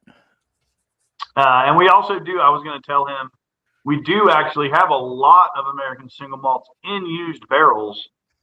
So in about 10 years, those are going to be awesome. Oh, yeah. I mean, I'm really excited every time we talk to somebody who's looking at, putting their malt in used barrels and looking at down the road larger age statements that will really effectively, be able to market against even the younger age statement scotches is really important, I think, for the space. And I think it gets overlooked a lot because there are so many great malts that are 5, 6 and younger. But looking at converting Scotch drinkers, one of the hangups that a lot of Scotch drinkers have is that they can go and they can pick up a 10, 12 up to 16-year-old single malt Scotch for a relatively affordable price, whereas 10, 11-year-old American single malt, you're looking at $150 to almost $200 or more. And so having, more distilleries looking at these higher age statements, I think will do a lot to convert Scotch drinkers to looking at American single malt. And once they've got that foot in the door, then, especially if they're trying something from like you guys, then, looking at like Red X and that 8-year where it's, a fantastic malt, hopefully that continues the transition to them looking at more American single malts. Yeah, absolutely. And I think there's some slight disconnect with a lot, not y'all, but with a lot of Scotch drinkers about the age statement. If I put a malt in a barrel for 4 years, a new barrel, it's going to have more barrel character than a 16-year-old Scotch in a used barrel. It doesn't mean that it aged 16 years, right? So like the advantage to a used barrel is that you really let that spirit break down. That we control through our distilling process I think any of the spirits you drink of that we distill, none of them taste young. None of them taste or what people generally associate with 4 or 5 or 6-year-old whiskey. That's not just because of the new barrel. That's not even largely because of the new barrel. That is because of the way that we distill and we cut and our attention to detail. Right. And frankly, because I've been doing it for 26 years and I already messed up every time I could mess up, 20 years ago. Yeah. I mean, nobody wants to talk. Nobody wants to talk about this aspect, but like absolutely you do craft your distilling profile, your cuts, your, everything that goes into what comes out in your new make based on your expected length of aging. And in America, the expectation generally is that you're going to be using new oak or you're going to be aging in a hot climate or both most of the time compared to Scotland, at least a hot climate compared to Scotland.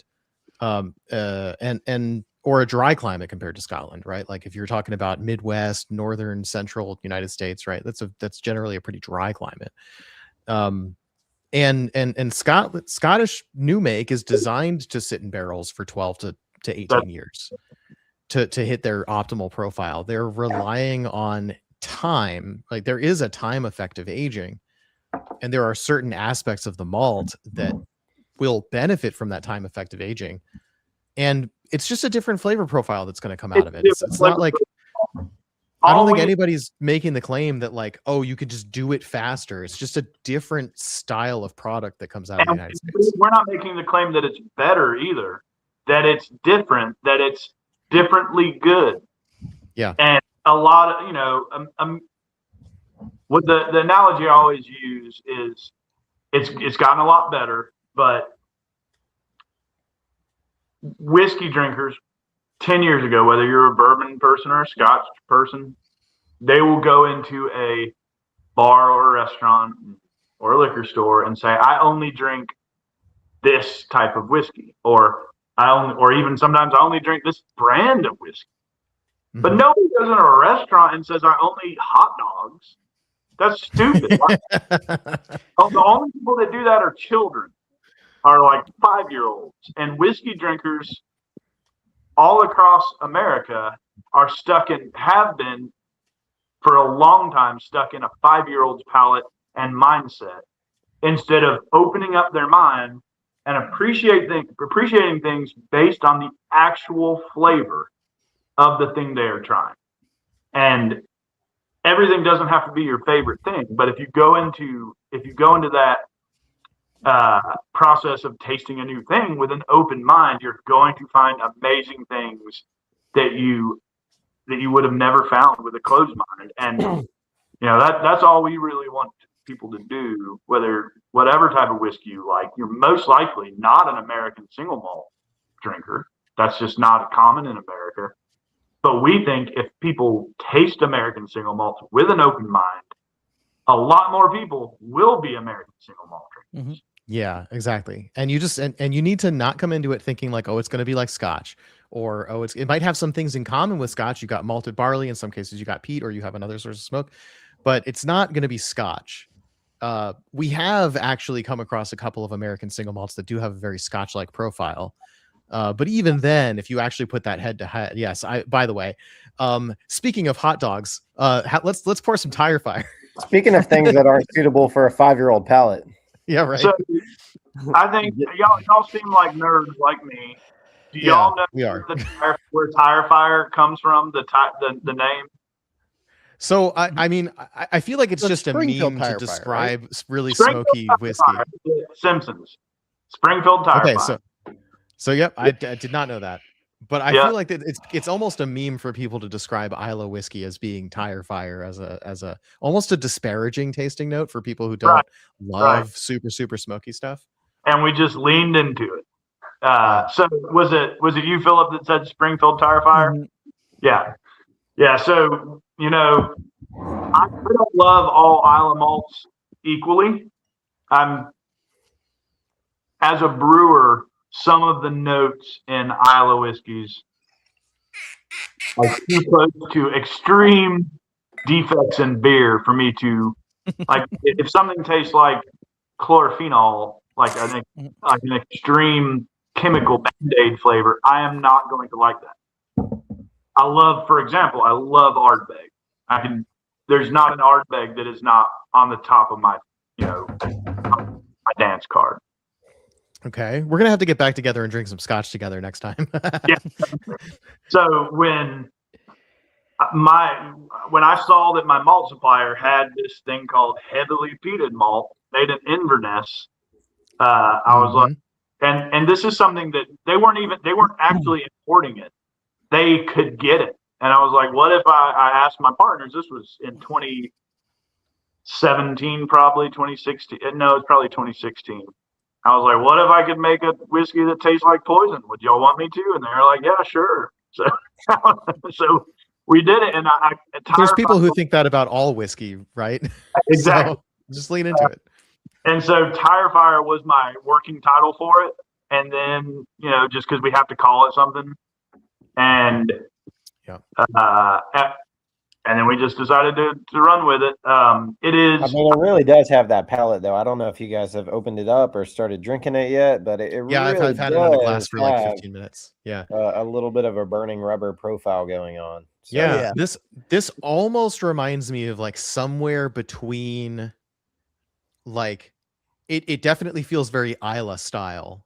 And it feels a little bit like somewhere, it's not quite Lafroig, but it feels like it's kind of between Lagavulin and Kilchoman. Yeah.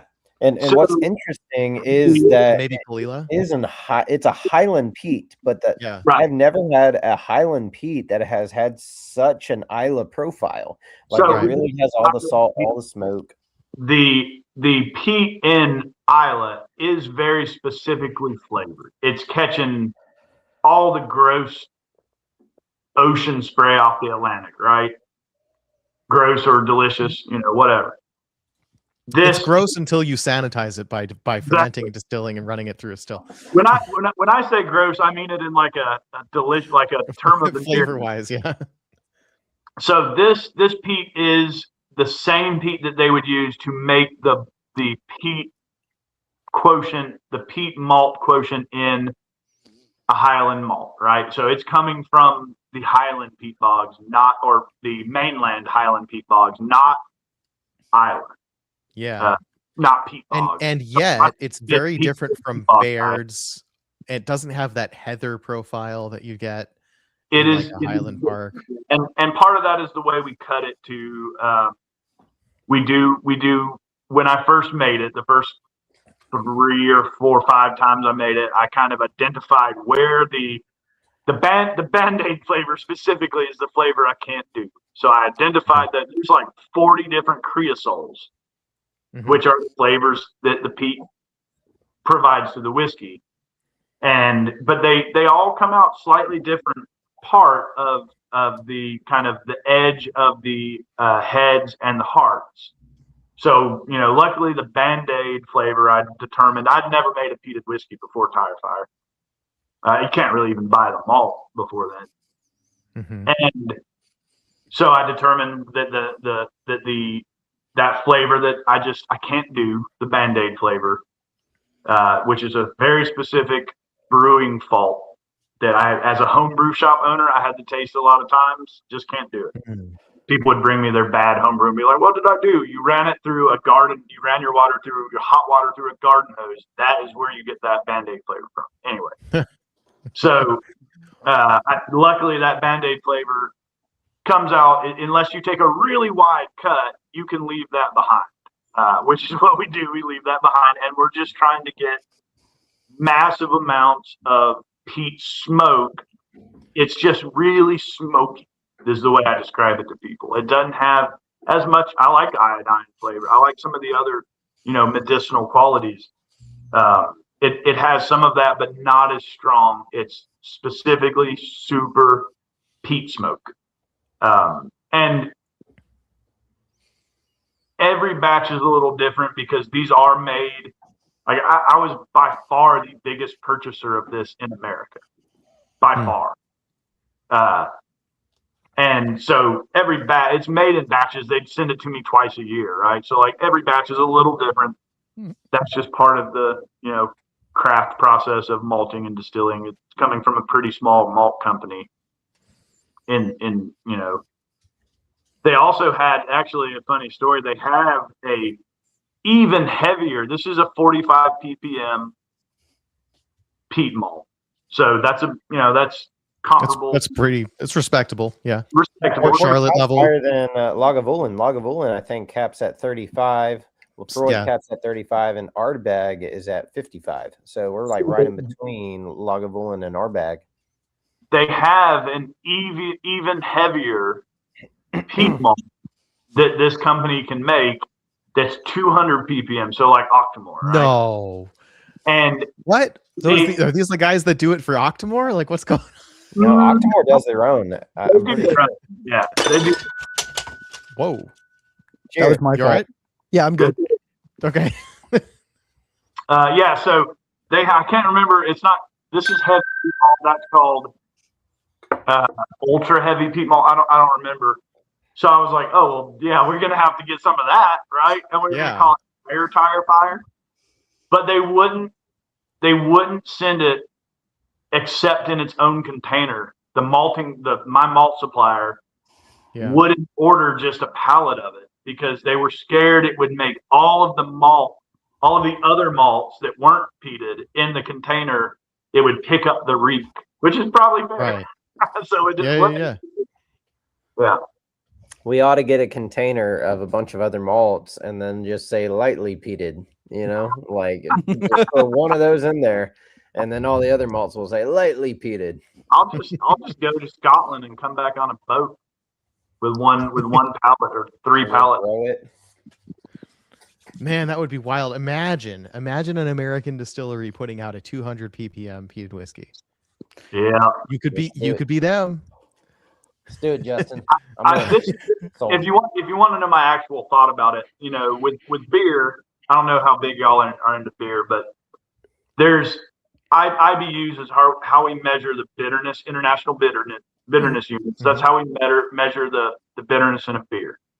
And you can just keep adding bittering hops at the beginning of the wort boil. You could theoretically have a 1,000 IBU beer, but there's a cap. I don't know whether, I'm not a scientist. I don't know whether the science is that your mouth can only perceive so much bitterness or the liquid can only absorb so much bitterness. But there's a maximum amount of IBUs you can have. Say it's 180. If you put 500, it still just tastes like 180. So I think that peat is like that as well. So like to me, Octomore, which I think is great, well distilled whiskey. I love, you know, I don't think it does not taste. I think any objective drinker will say it does not taste 4 or 5 times more peaty than Lefroy, Lagavulin, Ardbeg, whatever. Right. So like, I think I've heard some theories. There's some theories there. One is that like most human senses, it's kind of a logarithmic scale. Yeah. So like 1 ppm is half as peaty as 10 ppm, which is half as peaty as 100 or something like that is the idea. And the other theory I've heard is it has a lot to do with how Bruichladdich does their cuts, where like you were saying, usually to capture as much smoke as possible, you do kind of deep cuts into the tails.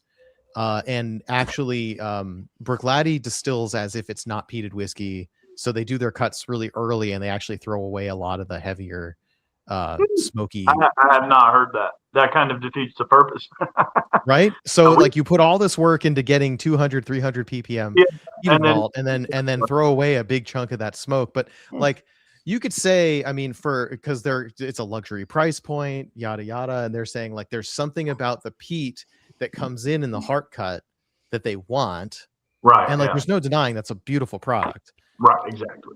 And maybe what they don't want is those Band-Aid flavors and that sort of Ardbeg style reek. The Band-Aid comes out early, so that's a heads quality. The tails, the peat in the tails is a ton of the just really smoky. Like when we distill Tire Fire, we run pretty deep into the tails.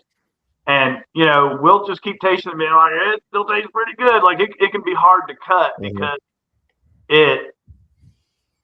for one thing, you know, if you like that style of whiskey, it just keeps getting smoky. But there is a point there where you kind of get to that wet cardboard kind of. Exactly. But the peat can kind of cover that up a little bit. And you'll notice in 4 years that you didn't cut it right.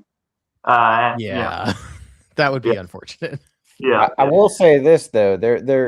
Justin was saying something earlier about, you know, with the IBUs and if it's the human palate that cuts off or if it's something else. It's definitely not the human palate. I remember back in 2020 when we were making hand sanitizer when the world fell apart.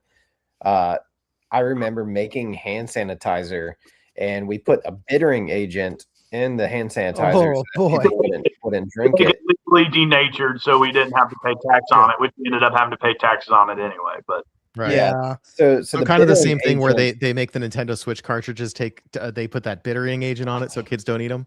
Yeah, it's called Dinitrol. It's probably the exact same bittering agent.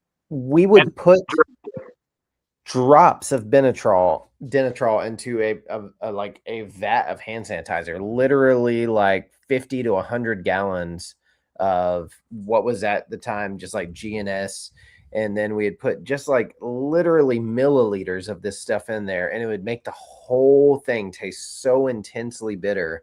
It was wild. And I remember just after that happening, after the Dinitrol, like just tasting it in the air, like if I licked my lips, I would taste it on my lips. Like that stuff was so intense, and I never tasted pure Denitrol, but like you can, I mean, if you ever taste hand sanitizer, like it's repulsive, you can't. But the air around me would taste like that. Like I would be wearing masks and like everything to try to keep it off of me, but it would be like on my skin. Like I would wash my hands 10 times later, be making dinner, and my dinner tastes bitter. Oh, like, that's the after that. Like it was worst. crazy. That's different because that is some crazy chemical, like synthetic chemical from a fact. I think that's a different thing. Like Sure, smelling. but if we're talking about how much the human palate can register, I'm sure there's an amount of peat out there that our palates can pick up. It has to do with something else, not our palates. I'm not convinced about that. I think it can be it can also not be mutually exclusive, frankly. Yeah. That I'm sorry. That means not. It means it doesn't have to be separated. Sorry, Whit. No, I wasn't talking to y'all. I was talking to Whit. He's kind of dumb. You're good. I want to get a couple of questions from the chat here. So we were talking about oak a little while earlier, and Patrick he's looking for other whiskeys that have live oak. Do you guys ever use live oak? Live oak? No, never used live oak. Honestly, live oak is not a white oak. I believe it's a type of water oak. You really white oak is the only suitable wood for making whiskey. Well, so Balcones does. I don't know if Patrick knows this, but Balcones does use live oak for at least they have in the past for one expression. Yeah. So I have not had that. The first thing every home whiskey maker does is, I'll put some hickory wood in this. I'll put some cherry staves in here. White oak is a special thing. I don't know exactly what type of oak. It's possible there's 24 types of white oaks. Maybe live oaks are a type of white oak. I'm honestly not sure. We don't have live oaks here. We're hundreds and hundreds of miles away from live oaks. I didn't know that Balcones made a live oak whiskey. I'd be interested to taste that. I've never tasted a whiskey that was made with wood other than white oak that I thought was worth a damn. So I'm not like a traditionalist. Obviously, I'm doing crazy shit. But some things are just, white oak is pretty much the only barrel on earth that seals of its own merit. Right. So like in Europe, when they were making, and there's different types of European white oak, but in Europe, they often weren't using white oak to make barrels. Like if they were shipping IPAs from England to India, that's where India Pale Ale comes from, is they would ship beer from England to India during the colonial period. And those barrels had to be pitch lined in order to keep them from leaking. They weren't made from white oak. White oak will seal of its own accord, just based on its cellular structure, and magically or whatever, also imparts the flavors that humans find delicious: vanilla and caramel and sweetness and tannins, all the things that we love. White oak does that, and I haven't encountered any other wood that has impressed me, frankly. And I've tried a lot. I mean, I've tried the Palo Santo. It was a Palo Santo, right? That I can't imagine a Palo Santo barrel coming out or producing good whiskey. I've worked with Palo Santo as a woodworker, and I can't imagine, just based on the dust. What I will say about live oak, Quercus virginiana, is that it is an extremely slow growing, short height wise oak tree. So it has typically very broad grain, and it basically is like similar to red oak in red oak's qualities of being really coarse grained and susceptible to warpage in contact with water, which is why good barrels.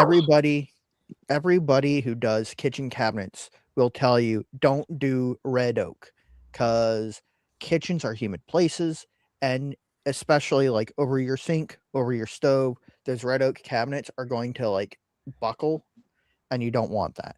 And live oak does a lot of similar things. It is very rot resistant, but it is also very susceptible to becoming water saturated and warping. Yeah, and so those characteristics are not what makes a good barrel.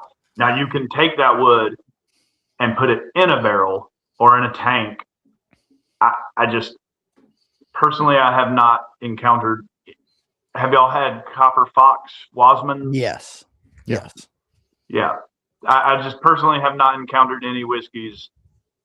When I first started teaching Whit to make whiskey, the second week he brought in a bunch of jars with different woods in it, with cherry wood, hickory wood. He got it at the grocery stores for smoking chips, mesquite.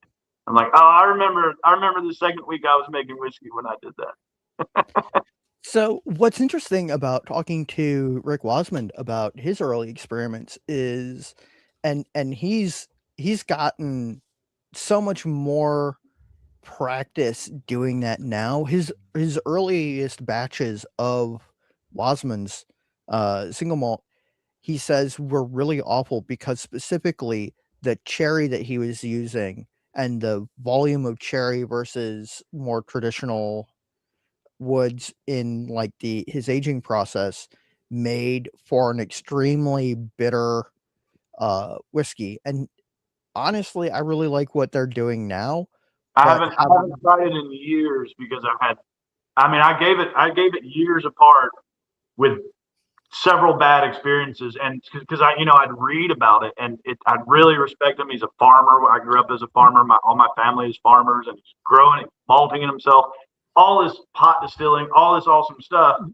And then when I tasted it, first time I tasted it was probably like 2007 or 8, early days, and was like, whoa, no, not potable. And then tried it again maybe 4 years later, and I couldn't do it. But I mean, obviously other people enjoyed it. It wasn't for me. I do have limits, but I will try it again if you say I should. I mean, specifically, their peachwood smoked single malt is very good. They malted it over peachwood, and they use charred peachwood in the aging process, and I think that it is much better. It's better application. I am a big believer. The best way I think to incorporate different woods in a whiskey is through smoking with those woods, because it really, they're all very unique in the smoke character they impart, and it changes so dramatically over time. The way that cherry smoked malt or applewood smoked malt tastes in 2 or 3 years. I've never used peachwood smoked malt, although in Georgia you'd think I would. The way it tastes in 2 or 3 years is so wildly different than 5 or 6 or 7 years. I really think that's the best way to incorporate different woods. Also, it helps people, I think, get into a smokier spirit without being, too challenging. So it can lead people towards tire fire or Ardbeg. Yeah. So I appreciate that about it. But yeah, I'll try Wasman's again. I wasn't trying to put flies on it or anything. I really respect them. It just, it hadn't been for me, but I will try it again. Yeah. I have your address, or I have Whit's address. Oh yeah. Yeah, I think I can see why, like, even the modern stuff. I'm actually a pretty big fan of Copper Fox, based on the few expressions that we've tried. We had Rick on for an interview. Before that, I had a cherrywood smoked, port finished, super high proof. It's like a super powerful flavor, like really, really well made, really delicious, super powerful though, like hard to. You have to be in the right mood. It's the same, like, I love Octomore, but I only have Octomore maybe a couple times a year because it's so intense that it's like it's the sort of whiskey you gotta plan your whole evening around, I guess Patrick is no fan of Wasman's, it looks like. On the topic of leading people towards tire fire, I would like to say one of the things that's really interesting about tire fire, at least the release that I have in the sample bottle, is every time I come back to it, there is like a really rich, like sugar coated black raspberry note in the core of it that keeps getting stronger and stronger underneath the smoke. And it's very nice. It's very interesting. I'll tell you, I really am a big so for me, the new oak with the heavy peated, I think really works well together. I you know, a lot of my single malts I do think would be my ultimate expression of them would be 16 years in various used casks, right? I really love the sweetness and confectionery flavors that the new oak brings to Tire Fire, to the heavy peat. I'm a convert to that on that whiskey personally, and we're about to release a super and the rum that may be pushing it for a lot of people. We do. Yeah, I just went back to the Tire Fire rum cask, and me personally, I think this one's my favorite. It has like that grilled pineapple and like a bunch of really unique flavor profiles. This one is probably my favorite of the Tire Fire trilogy, but the 91 proof's good. Cast strength is really good. But Justin was about to talk about the latest release that we're I was just going to say my favorite one. We're putting out our oldest barrel of it for Malt Mania, a cast strength bottling of it, single barrel, and it's man, it is my favorite. It is. Yeah. So I feel like maybe we had an answer to this question already, but I'm gonna bring this up again because we had a question in the chat, or at least, you know, I think this question is open to interpretation. Does the Tire Fire have the highest phenols? I think with respect to your brand, ppm. Oh yeah. With respect to our brand, absolutely. Yeah. The only other peated whiskey we make is called Burns Night, which we did get sued by the SMW SA or whatever. I caught a doge. Oh, look at there. She normally doesn't want to come up, and she doesn't like getting held, but she was Tire Fire. It lured her in. Yeah, so Burns Night is the only other whiskey we make with a peat element. It actually does not have peat malt in it. It's something I assume I invented it. It's my kind of base single malt mash bill, and when I say base, I mean it's what I made at home for many years. It was kind of my recipe, my mash bill that I developed over many years, but it has no peat malt added to it. We distill it the week and 2 weeks after we make Tire Fire, and we use the feints from Tire Fire in the Burns Night wash. So it has no peat malt. It just has carryover peat quality from the Tire Fire, which I don't think anyone else does that. I assume I invented it. It's peaty. It's noticeably peaty. It is softer. It's a different peat quality. Some people who really don't like peat can drink Burns Night and say, "Oh, it tastes peaty, but I like it." Not everybody, but some. And it also, you know, we usually do a couple weeks of Tire Fire. That would be 16 or 20 barrels of Tire Fire, and then we'll do a couple weeks of the Burns Night. The first week is more peaty because it's got the feints directly. It's got feints directly from Tire Fire, and then the second week is less peaty because it's once removed. And then so we usually are blending that Burns Night across, and that has never been cast strength. That's always put out at 92. That's one of my favorites, and it would, if I could put it in some PX or Oloroso barrels, I think it would be. I mean, I think it's as good as any Scotch out there. Our PX and our sherry barrels that we can get mostly go towards the bourbon Encore series because that's so popular. Mm-hmm. We have to keep up with it.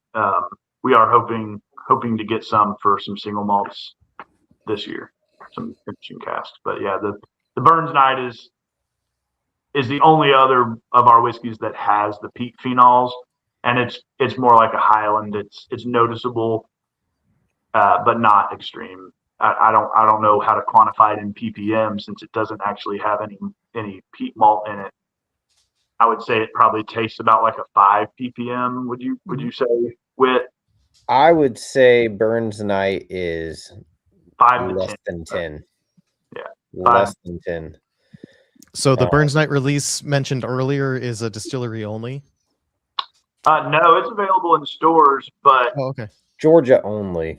It's Georgia only. No, that's not true. We sold a bunch to Total Wine. Didn't we sell? No, that was Tire Fire. I don't think a whole bunch.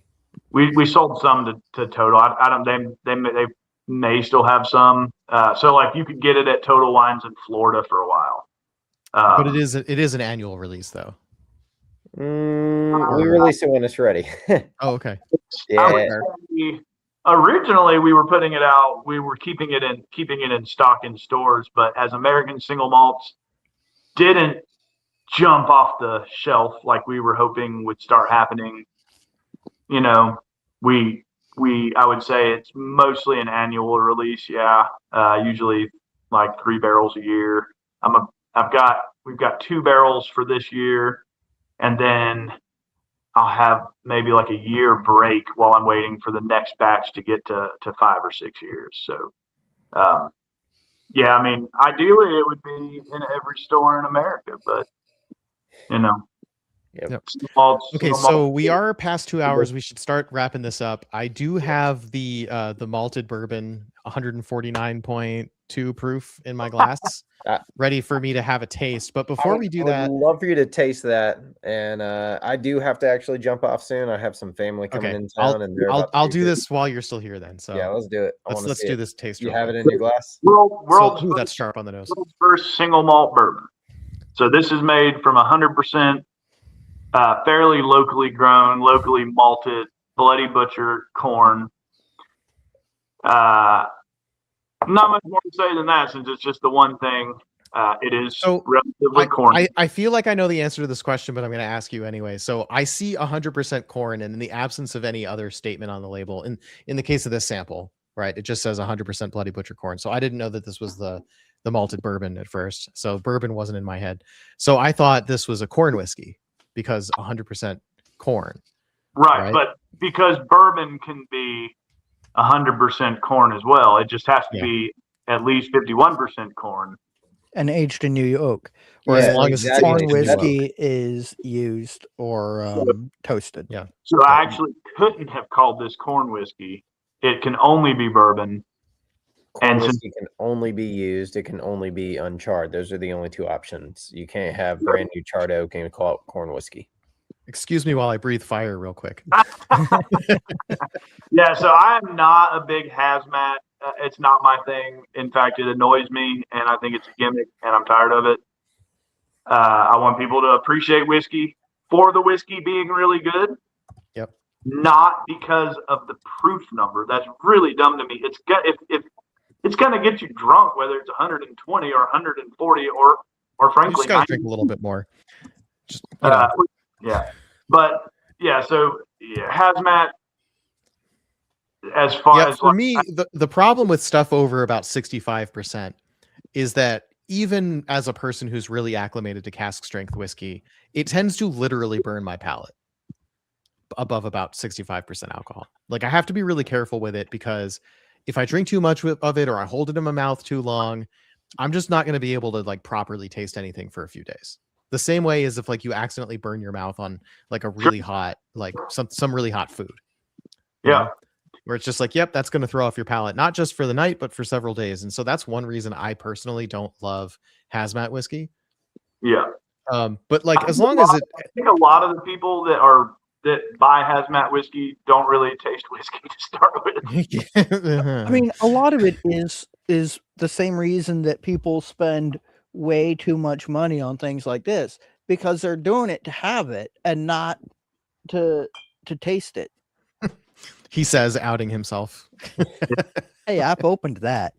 Yeah, but hey, you also have a Van Winkle that you paid MSRP for. So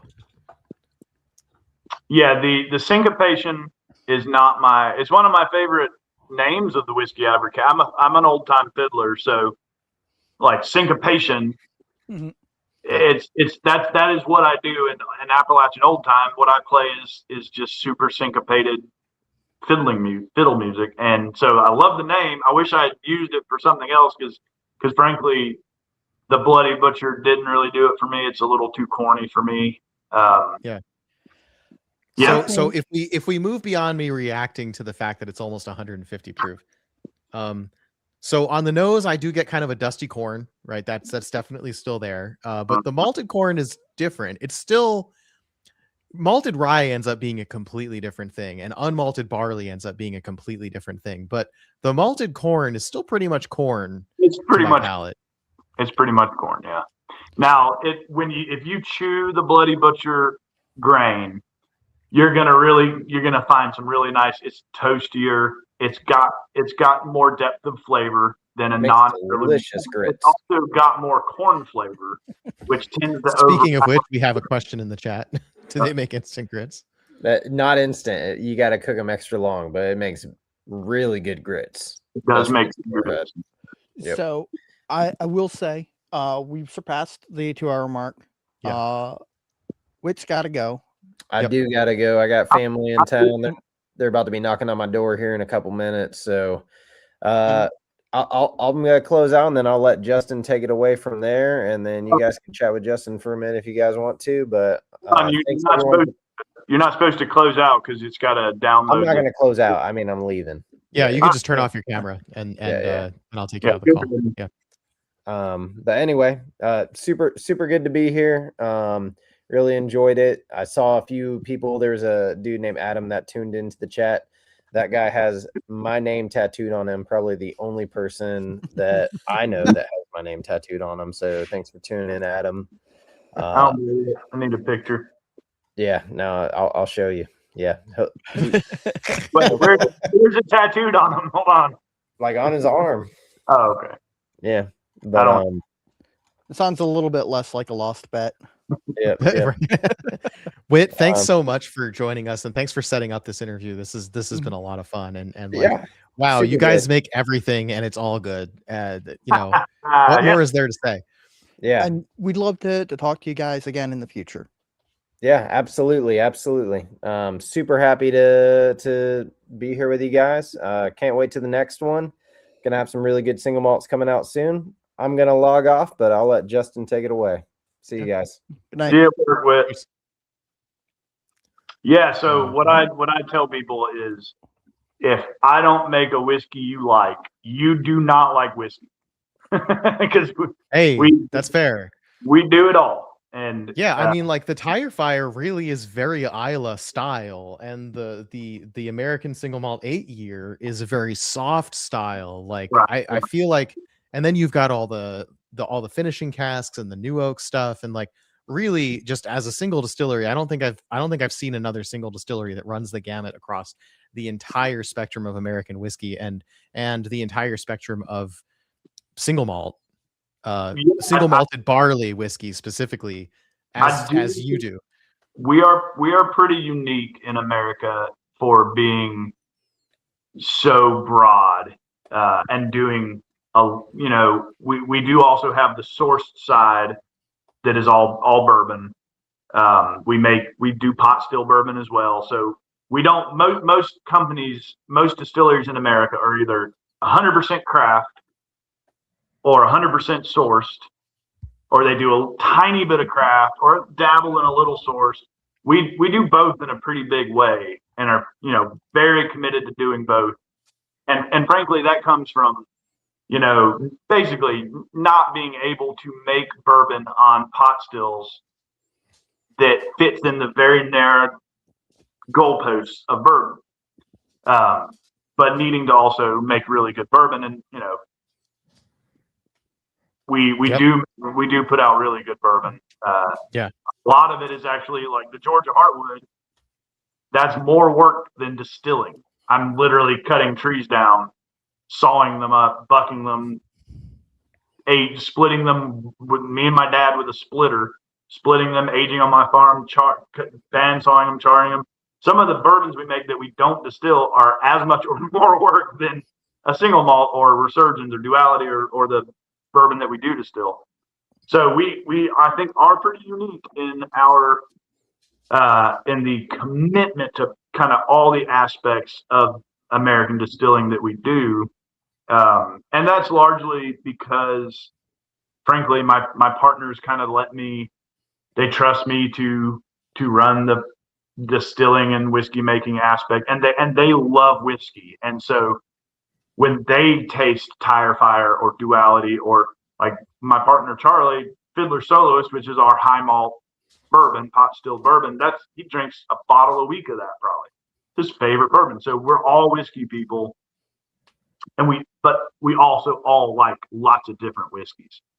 And frankly, my partner Chad, being able to make all the labels in house, if we were paying somebody to make the label, each one of these labels, outsourcing it, I assume that would not be feasible. And because he basically learned to make labels the first year we were open, because I was like, well, I can make this.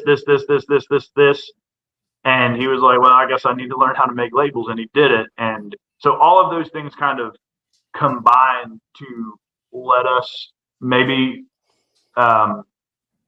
people would say we're too broad of an approach. I just don't think that there's a such thing as having too broad of an approach, as long as everything you do is good. And it doesn't all have to be my favorite or everybody's favorite, but as long as someone thinks everything you do is good. A lot of people love the syncopation. Not my favorite, but I've got to say, like, as simple as the Fiddler label is, I think it is one of my favorite labels just in general. I really like it. And it's not just because I am also a musician. Also same. I play viola and violin. Awesome. Sweet. Phil plays trumpet brass and guitar, a little bit of guitar, not very well. Sweet. What kind of violin, what style of music do you play? Classical. Okay, cool. I play in a community symphony. And you play jazz brass? I try. I haven't played seriously in a long time. Yeah. But I was in the jazz band a little bit in high school. Until they decided they had too many trumpet players and I couldn't play anything else. So did I ever tell you, Phil, I was in jazz band in high school? I played electric violin. That's cool. Wow. The weirdest, so I had to learn how to transpose on the fly, because viola is all in concert pitch, is all tuned to C as far as the clef is concerned.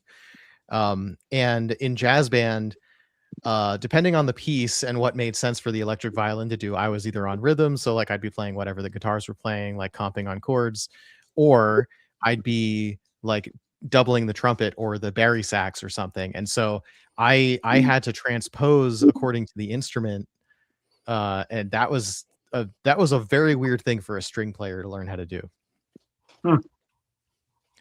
That's not part of our pedagogy in any way. Yeah. I mean, the only musician I know who did a lot of that is my older sibling played French horn. And as you imagine, French horns are extremely expensive. So they had an Italian-made Orsi compensating horn that had,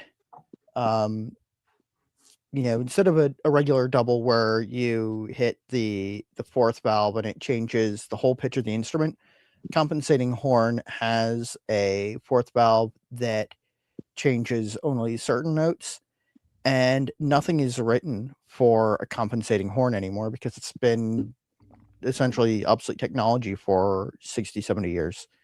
And then on top of that, because they're rotary valves, all the connections are string, and they snapped a string during a concert the night before auditions for the music program at James Madison University. And so they had to finish a concert transposing into the key of B, I think it was, and then an entire audition short the compensating valve. Wow. And Yeah, that's, I mean, that's what, if you can manage to do that successfully, that's pro, right? Like that's, Yeah, definitely that something. earns you your spot. they ended Oh up yeah. Can't I what I know about French horn, that just seems like an instrument that was not made for people. no, no. I'm perfectly happy with 3 valves and a very simple. All I've got to worry about is getting the swing right. Yep. All right, we have a few questions in chat we haven't gotten to yet. There was a question from Offman B3Q asking thoughts on the main difference between modern bourbon and pre-year 2000 bourbon, being the age of the oak trees and time of conditioning the wood. I think the biggest difference between pre-2000, as far as what would have been bottled in 2000, before 2000, not necessarily distilled, but bottled, and now, is the corn that was used. Corn has become increasingly flavorless. Still, just talking about field corn, dent corn. If you taste a Dusty from 1970, 1980, 1960, which I've been able to do several times, it's got a similar corn quality to that Bloody Butcher. It's a little corny. When corn became completely devoid of flavor, in other words, Monsanto GMO corn, that is really just a starch made to fatten hogs, its primary purpose, or fatten cows.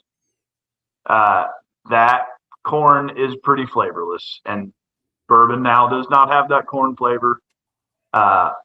I think that's the biggest difference in pre-2000 bourbon. I also think, my people, corn was the flavor of our life in Appalachia, or in all of the South. Corn was the flavor of life. You ate corn for breakfast, dinner, and supper every day. And it's got the juice. It's got the juice. That's right. Yeah. And people quit drinking whiskey as people stopped eating as much corn. That corn flavor became less desirable. And when I say whiskey, I mean bourbon.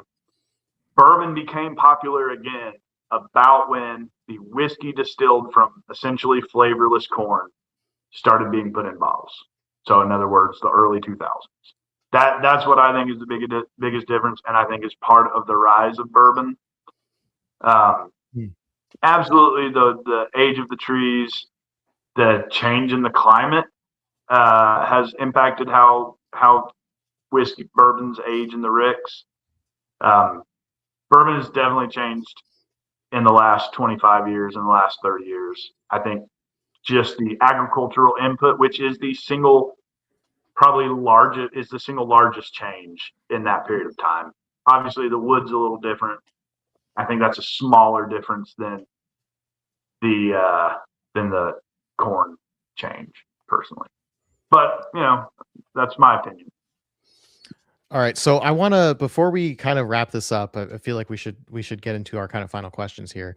I just want to point out we haven't really done our usual geeking out about the labels, other than like they're very attractive. They've got a lot of good information on them. But let's talk about what these labels actually say.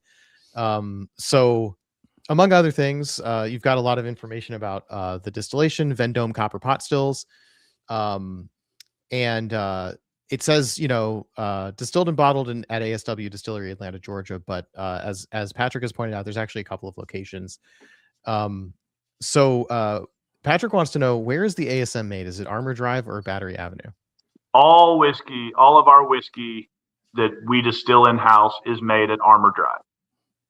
All of the gin and vodka is distilled at the Battery location. And then the exchange is the Rick House facility, where pretty much every barrel goes there at some point, pretty much, with a few exceptions. So whiskey at Armour Drive, clear spirits at the Battery, whiskey aged at the exchange. Okay. And if you were in Atlanta, which location would be best for a visit? Presumably where the whiskey is. The whiskey person, it's probably going to be where in Atlanta you are, because the traffic in Atlanta is bad. So if you're near the Battery, I would go to the Battery and not risk the traffic. If you're in Atlanta proper, definitely the main distillery, 199 Armor Drive. That's where the whiskey's made. You're going to get a tour about whiskey. We do tours, barrel focused tours at the Exchange as well. We're mostly open for tours and tastings on the weekend, Thursday and Friday as well. But yeah, so whichever one you're closest to, if you're into whiskey, I would try to make it to 199 Armor Drive. Yeah. And I wish I don't have a picture, but literally we have probably 30 unique bottles on the shelf to try right now. Cool. Completely different whiskeys. That is always exciting. So we talked about this a little bit in the pre-show, but I didn't really establish the timeline when we were talking about the 8-year single malt. There's a couple of, I'm not going to say conflicting numbers here, but at least confusing. So we have ASW 8-year American single malt. Whit tells me this is some of the first American single malt you distilled. In terms of age, the oldest. The sticker on the side says "Cheers to 9 years." That was because we put it out for our 9th anniversary. Okay. So last September was our 9th anniversary. We put out our 8-year single malt for the 9th anniversary. That is confusing. Right. So the 9th year single malt of the 9th year anniversary of 2017, which is referenced on the back of the bottle as 2016 was when we started distilling in May of 2016. Okay. So and this was last year. And this particular whiskey was distilled in the spring of 2017, according to the bottle. Yeah. Okay. And then, so there's another number on here that seems a little bit conflicting with all that, which is, it says established, and in Roman numerals, MMXI, which is 2011. Yeah. Like, what's the story behind 2011 in ASW's history? So my partners, Jim and Charlie, founded the company as American Spirit Whiskey, and they were sourcing a white unaged whiskey product from a distillery in South Carolina, or a producer in South Carolina rather. And then that was they were basically personally selling that with the hope for years, with the hope to open a distillery. That's really what they wanted to do, and they were hoping to, generate enough interest in that white product. That was kind of towards the end of the moonshine boom. I don't know if y'all remember the moonshine boom. Yep. And so they started the company in 2011 and were selling that white spirit like out of the trunk of their cars. My partner Charlie's a lawyer, or used to be a lawyer, and Jim, I don't know what the hell he did. Something with money. And well, that's all you need: the trunk of a car and a lawyer and some money, right? We're talking Breaking Bad vibes here. Yeah, exactly. So we started. I met Jim and Charlie through. I went to school with Jim's little sister Joy, and he actually went to school with my older sister Kara. And Joy, when they had already started this company in probably like 2013, Joy told them, "Oh, you should taste my buddy Justin's whiskey." And usually that never works out right? But my whiskey's actually pretty good. So they asked me to come to Atlanta, and I had never even been to Atlanta before, other than driving through it. And so I drove down there with a bottle of American single malt that I had made at home, and said, "Well, this is what I make. Y'all want to make this?" And we built a distillery. So we worked on that distillery for 2013. I don't remember. I think towards the beginning of 2013 we started. It was when I met them, and we started working on it in 2014, 2015. Pretty much had the distillery built by the end of 2015, and then it took another 4 months to get all the final permits and everything. So we first distilled in May of 2016. Yeah. So founded in 2011, started distilling in 2016. The white spirit, I started making at Armor Drive, and we made that for a couple years. It was not a huge seller, but we did make it, American Spirit Whiskey, and I think we stopped making that. Well, we stopped making that when we opened the Battery vodka and gin plant, because at that point we had vodka and gin. We didn't really need a white whiskey. Yep. So that's basically the history of those numbers. That is a lot of confusing numbers. I agree. Well, it's good to get that all clarified. I'm definitely, I feel more clear coming out of all that. Like, I understand, like, these things have a complicated history, right? Businesses come and grow and change. People ever read the labels? Like, I doubt many people actually pay attention to what the Roman numerals on there mean. And yeah, sure we're geeks like that. Everything that's on the label is potentially information that we care. Well, that's good. That's good. Yeah. So another thing that I wanted to highlight about the labels is that, and we haven't talked about this yet, but it's something that really resonates with us, is that, I mean, it does say 8 summers in unconditioned ricking, which I think you were saying a little bit like there was a conditioned warehouse at some point. Yeah. So the rick houses are not conditioned. They just don't get really hot or cold. Right. They end up being a stable kind of. Yeah, they don't have a lot of delta. I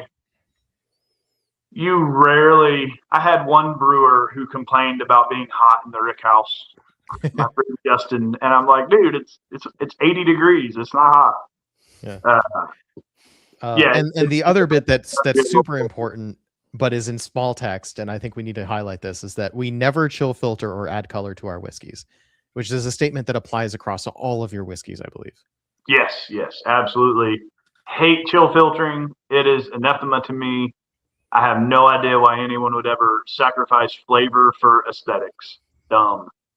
They'll also argue up and down that it doesn't sacrifice flavor, even though I think it was Ardbeg. Me and Whit were looking at the Scotch at Total, which is the liquor store we like to go to in Atlanta and see what's up. And they had an 80 proof. I think it was Ardbeg. It could have been Brooklotti, which, obviously if it's 80 proof, it's been chill filtered. That was disappointing to me. Yeah. So nothing we do is, the lowest proof we do is 86. And that's the Resurgens rye malt. We're actually moving that to 92 because nice. If it sits in a warehouse and gets down to, 50 degrees, it'll throw a haze. And me and you, we understand. Yeah. Big deal. It's flavor crystals. It's flavor nuggets. That's exactly what I tell people. It's flavor nuggets. Chill. But yeah, it just not. I'd rather it be 92 than 86 anyway. So bumping up to 92, and so obviously the higher the proof, the colder it can be before it throws a haze. And that's what we do. Our shelf bourbon, our really good $40 bourbon is 92. Duality is currently 88. The double malt whiskey, that's going to go to 92 as well. And the tire fire here says 91. The tire fire is 91. Yeah. So that will actually be our lowest. Burns Night is 92. Tire fire will be our lowest after we get done moving those up. We're just waiting on some label changes. Yeah, and it's worth mentioning, like, even though this was the lowest thing we drank tonight, this definitely, like, it held its own for sure. Like, it belonged where we put it in the lineup. Yeah. Yeah. And as far as caramel coloring, I don't even know how you would go about adding that to whiskey. That's like, I just can't even. I know they do that with Scotch. It's super disappointing. I mean, when they do it for color homogenation, but you could also, you could take a whiskey that's naturally basically, pale Chardonnay color and make it like this accidentally by just putting one drop too many. Yeah. But yeah, when you've got a color like this and you also lean into like, hey, it's okay to have a little color variance batch to batch. It's just part of making whiskey, which is definitely a mostly American philosophy. Like, whiskey comes out the way it comes out. And bourbon, you can't put caramel coloring in bourbon. So caramel color is not really a big thing in America anyway, frankly. Chill filtering is, unfortunately. I think chill filtering, Scotland has led the charge on that. And caramel coloring, America's led the charge on. So I think most craft distilleries don't do either, frankly. Mm-hmm. So it's kind of a brag that, you know, most people aren't doing both of those things if you're a craft distillery, frankly. Yep. Yeah. But the ones who are willing to call it out, we know it lets you know that the people know that the people who are putting it in bottles care and they know what those terms mean. Because frankly, there are lots of people in the craft whiskey industry who don't really have their finger or their thumb on the pulse of whiskey. They're not whiskey people, in other words. Yeah. Yep. So we did talk a little bit earlier about, I think this was before we started recording, about your involvement in lobbying a little bit for the American single malt whiskey definition. Yeah. So let me ask you a question to like give you, I guess, something to play off of. Do you feel like the definition that we got has been a net positive for American single malt whiskey, or do you think that it has some drawbacks? I think it's a net positive. I don't like the picking and choosing from the Scottish definition that happened. So in other words, to me it's important to use a pot still to make single malt whiskey. And they left that out conveniently because a lot of the American single malt makers, frankly, use hybrid, stills where it's a batch still with a column on it. Partly also because the TTB doesn't really define pot still and column still. They say over 160 or under 160. So it is more complicated than just it helped some people more than it helped others to leave that out conveniently. I think the tradition in America has been, if you can malt a grain, it's malt. So if you malt rye, it's malt. If you distill from it, it's a single malt. It's a single malt rye. And there is some provision maybe for that. We actually don't know exactly how that's going to be interpreted yet. We haven't submitted. Frankly, it's going to be up probably to the individual reviewer, how they choose to interpret the regulations. We basically were part of a group, a smaller subset of people who were saying, we don't want single malts to only be able to be made from barley. We think you should be able to say single malt rye, single malt corn, whatever. And like I said, there is probably some provision for that. We just don't know exactly how it's going to be applied. I will say, not to bring up Copper Fox again, but Copper Fox has a label that says single malt rye whiskey. Oh, we do too. That is a recent. That's a recent. Gotcha. Yeah, since the ratification. Does it say American single malt, or they're just calling it single malt rye whiskey? I am not sure. Unfortunately, it's on the other side of the room with all my Virginia whiskey, so I can't reach it. That is a key point that you asked there, Justin. That the rules, as I've read them, the American single malt whiskey definition, the ratification, only added a paragraph and 2 lines to a table, because a lot of what was encoded in the definition was essentially default whiskey language already in the standards of identity.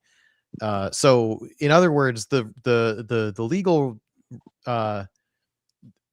text that they ended up settling on basically took American Single Malt Whiskey Commission's recommendation and then normalized it to be, and it pretty much was exactly what they were asking for, but normalized it to be standard default decisions in a lot of the cases. So there's actually very little said about it.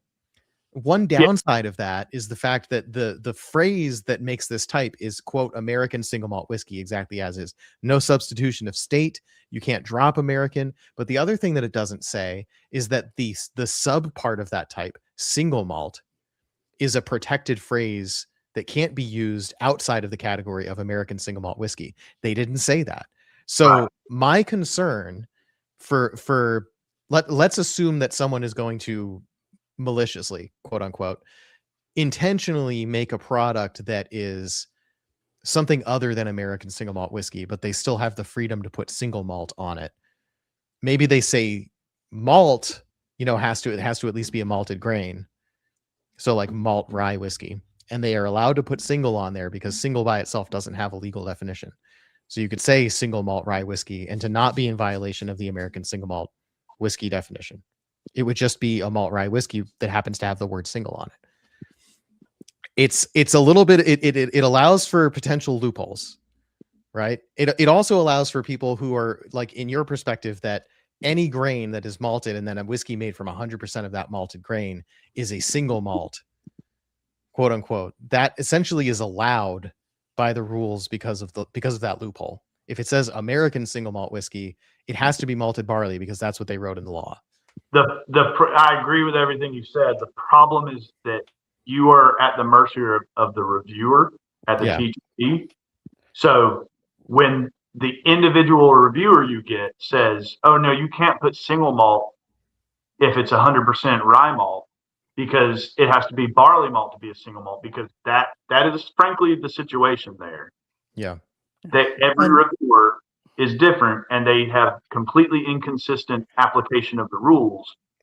And TTB has not done a good job of actually laying out the standards for the people who are reviewing labels, which is a failing of the agency because that should be their bread and butter. That should just be an automatic for them. Is their cola reviewers need to be all on the same page, and they just aren't.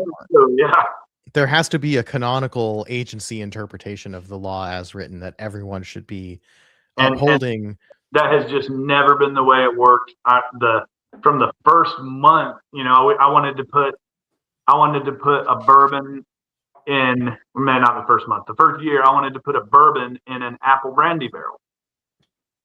And the reviewer I got said, "You can't do that because it's a huge barrel." And I said, "Well, it's not a bourbon, it's a bourbon finished in apple brandy barrel." And they said, "No, you can't do that." I said, "Well, what about all these other companies doing that?" Yeah, what about Angel's Envy? Angel's Envy was literally what I said. I was like, "What about Angel's Envy?" And that's when I learned you cannot argue with them. They get mad, just like other examples in our society I could name. I'm not going to. They get mad, and now it's kind of it can be a punitive situation with that. So what they said now they make it personal. Envy, they said, "Well, we're trying to get that label back." No, they weren't. That wasn't true. We just quit. We let it drop. We never did it. Obviously, we do lots of that now. We just resubmitted a month later, and it wasn't a problem. Yeah. So I do think, in the end, almost every distiller in America is trying to do the right thing. Nobody is trying to mislead anybody. I'm honestly, I think I'm a big believer in hierarchical organization rather than vertical organization. I believe in autonomy and self-direction. And I think as an industry, everybody is basically doing that. I think there are some aspects of the industry that aren't, but I don't think that whiskey makers are doing that. Nobody is going to, even if they don't ethically care, nobody wants to risk the consumer fallout from being deceptive or, even like slightly dodgy seeming. So in the end, I think it is a benefit to have something people can point to. It's not as far as a classification for our whiskey. I don't think it's perfect. But what's perfect? Yeah. So, the fact that we have something, the fact that we have a standard is the fact that it took them like literally 5 years to do it, and it's a freaking paragraph. Yeah. And and we were part of the back and forth, but that was like 2020 when we sent our comments and did the stuff with I can't remember ASCA or whatever. That was a long time before they actually publicized the results. I don't know what they did for that period of time, but Yeah, you mean the public comment period, or was there a comment period? There was a period of public comment period, and then it ended, and then nothing happened for years. Yeah, there was I think it was 2022 or 2021. Yeah, the public comment period. I submitted a letter from our community, countersigned by something like 30 people on a petition. So we did our democratic part. The comment period was 60 days, I think, and then we didn't hear anything for I think it was 2 years. Yep. It ended the day before my birthday in 2021. Yeah. Well, I'm glad that any stepping stone we can have, any rung on a ladder we can have to help American single malts gain more recognition. I'm not trying to pull away from bourbon. I'm trying to expand the palate of bourbon drinkers, of Scotch drinkers. And frankly, we have done a really good job of that, mostly with bourbon drinkers, less so with Scotch drinkers. Almost no craft beer drinkers ever converted to whiskey drinking of any kind. Hey, but, I'm an exception. I was a craft beer drinker. I converted to whiskey, but that was pandemic made it harder to go out for beer on tap. So it was like, okay, now's a good time to try whiskey.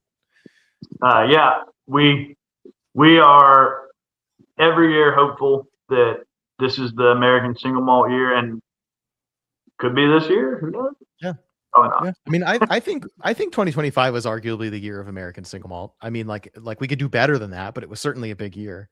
Yeah. And I think even before the ratification, like 2024, people were really getting into American single malt. Like there was actually some. I think it's also depends on where you live. So in the South, we are well behind, I'd say, the West Coast, the Northeast. I spent time in New York City and Brooklyn at the earlier last year, and talked to a lot of people about American single malts, and they were excited about it.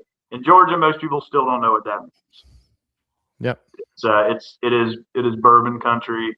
So I think it is somewhat dependent. When we had Colleen was telling me last year at some point, she runs our events, and we had a corporate event from a Washington company, and they didn't care anything about the bourbon. They only wanted to know about the single malts. And I was like, oh, I wish I'd been there for that. Yeah. Yeah. Do you find that you sell American single malt better if people understand American single malt, or if you just like sell them this is good whiskey?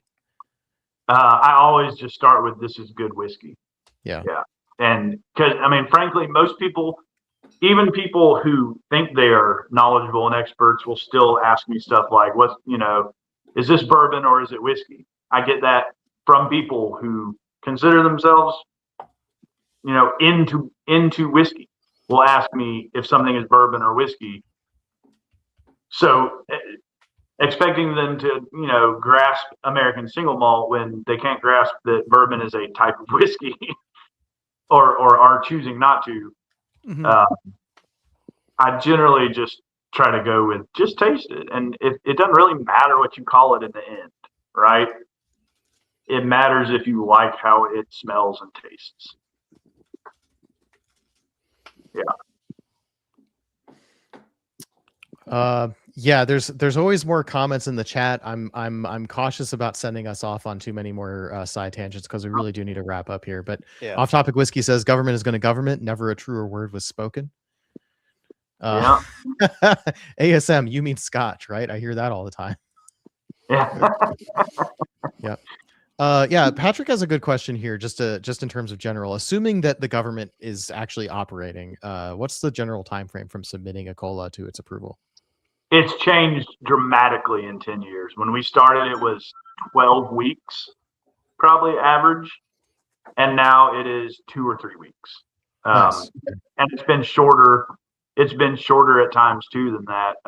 So yeah, it has gotten a lot faster, and I think more accurate, more efficient. We haven't gotten any weird, like when they made us add American to a single malt, and we're like, that's not a thing.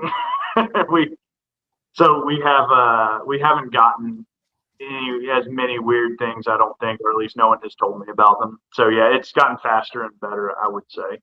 I think it's more automated now potentially than it was when we started. I think it was still, I think they were still using fax machines. Yeah. Yeah, but definitely better. I've got a whole tangent about fax machines, but I'm gonna control myself because we're way over time. Thank you. Because I still need to go finish my dinner. Yeah, same. I need to go eat something. Let's see. So I think we answered this question, Patrick. Is there any limitation on saying single malted or single malt grain? No, technically the letter of the law does not prevent you from saying single malt rye, single malt wheat, etc. It's going to come down to each individual label and how the individual reviewer interprets and applies the regulation to you. And you don't really, you can kind of say, well, what about this? There's not really like an appeal process. It's most of the time it's kind of a take it or leave it. So we'll see. But it's a we'll see. We have not submitted. We submitted for our 100% wheat malt whiskey, but I don't think we put single malt on it. I think we are just transitioning mostly to the ASM definition. So we probably will not put single malt on anything other than barley malts. Sure. And you keep calling it rye malt, and you could say 100% rye malt, etc. Right. So people will get what you're going for. Do that, whatever. It's really not. I'm a pretty like chill dude, and I can disagree with something and just kind of move on. Whatever. We'll probably just try to make things as simple for people to understand as possible, and that is frankly the simplest thing for people to understand. Yep. We did get a question on Instagram that just for the sake of anyone who's listening and doesn't know, if you're on Twitch, if you're watching on Instagram, these videos are always available on YouTube. So this is a live stream on YouTube, and that video link will stay live and is the archive, and it'll also then go out on Podbean and Apple Podcasts as a podcast. So there's many ways that you'll be able to watch or listen to this whole thing. I do think we should wrap this up now, rather than grabbing more comments. Work drive podcast drink definitely sounds like a good day to me, though. So I'm just gonna throw that out there.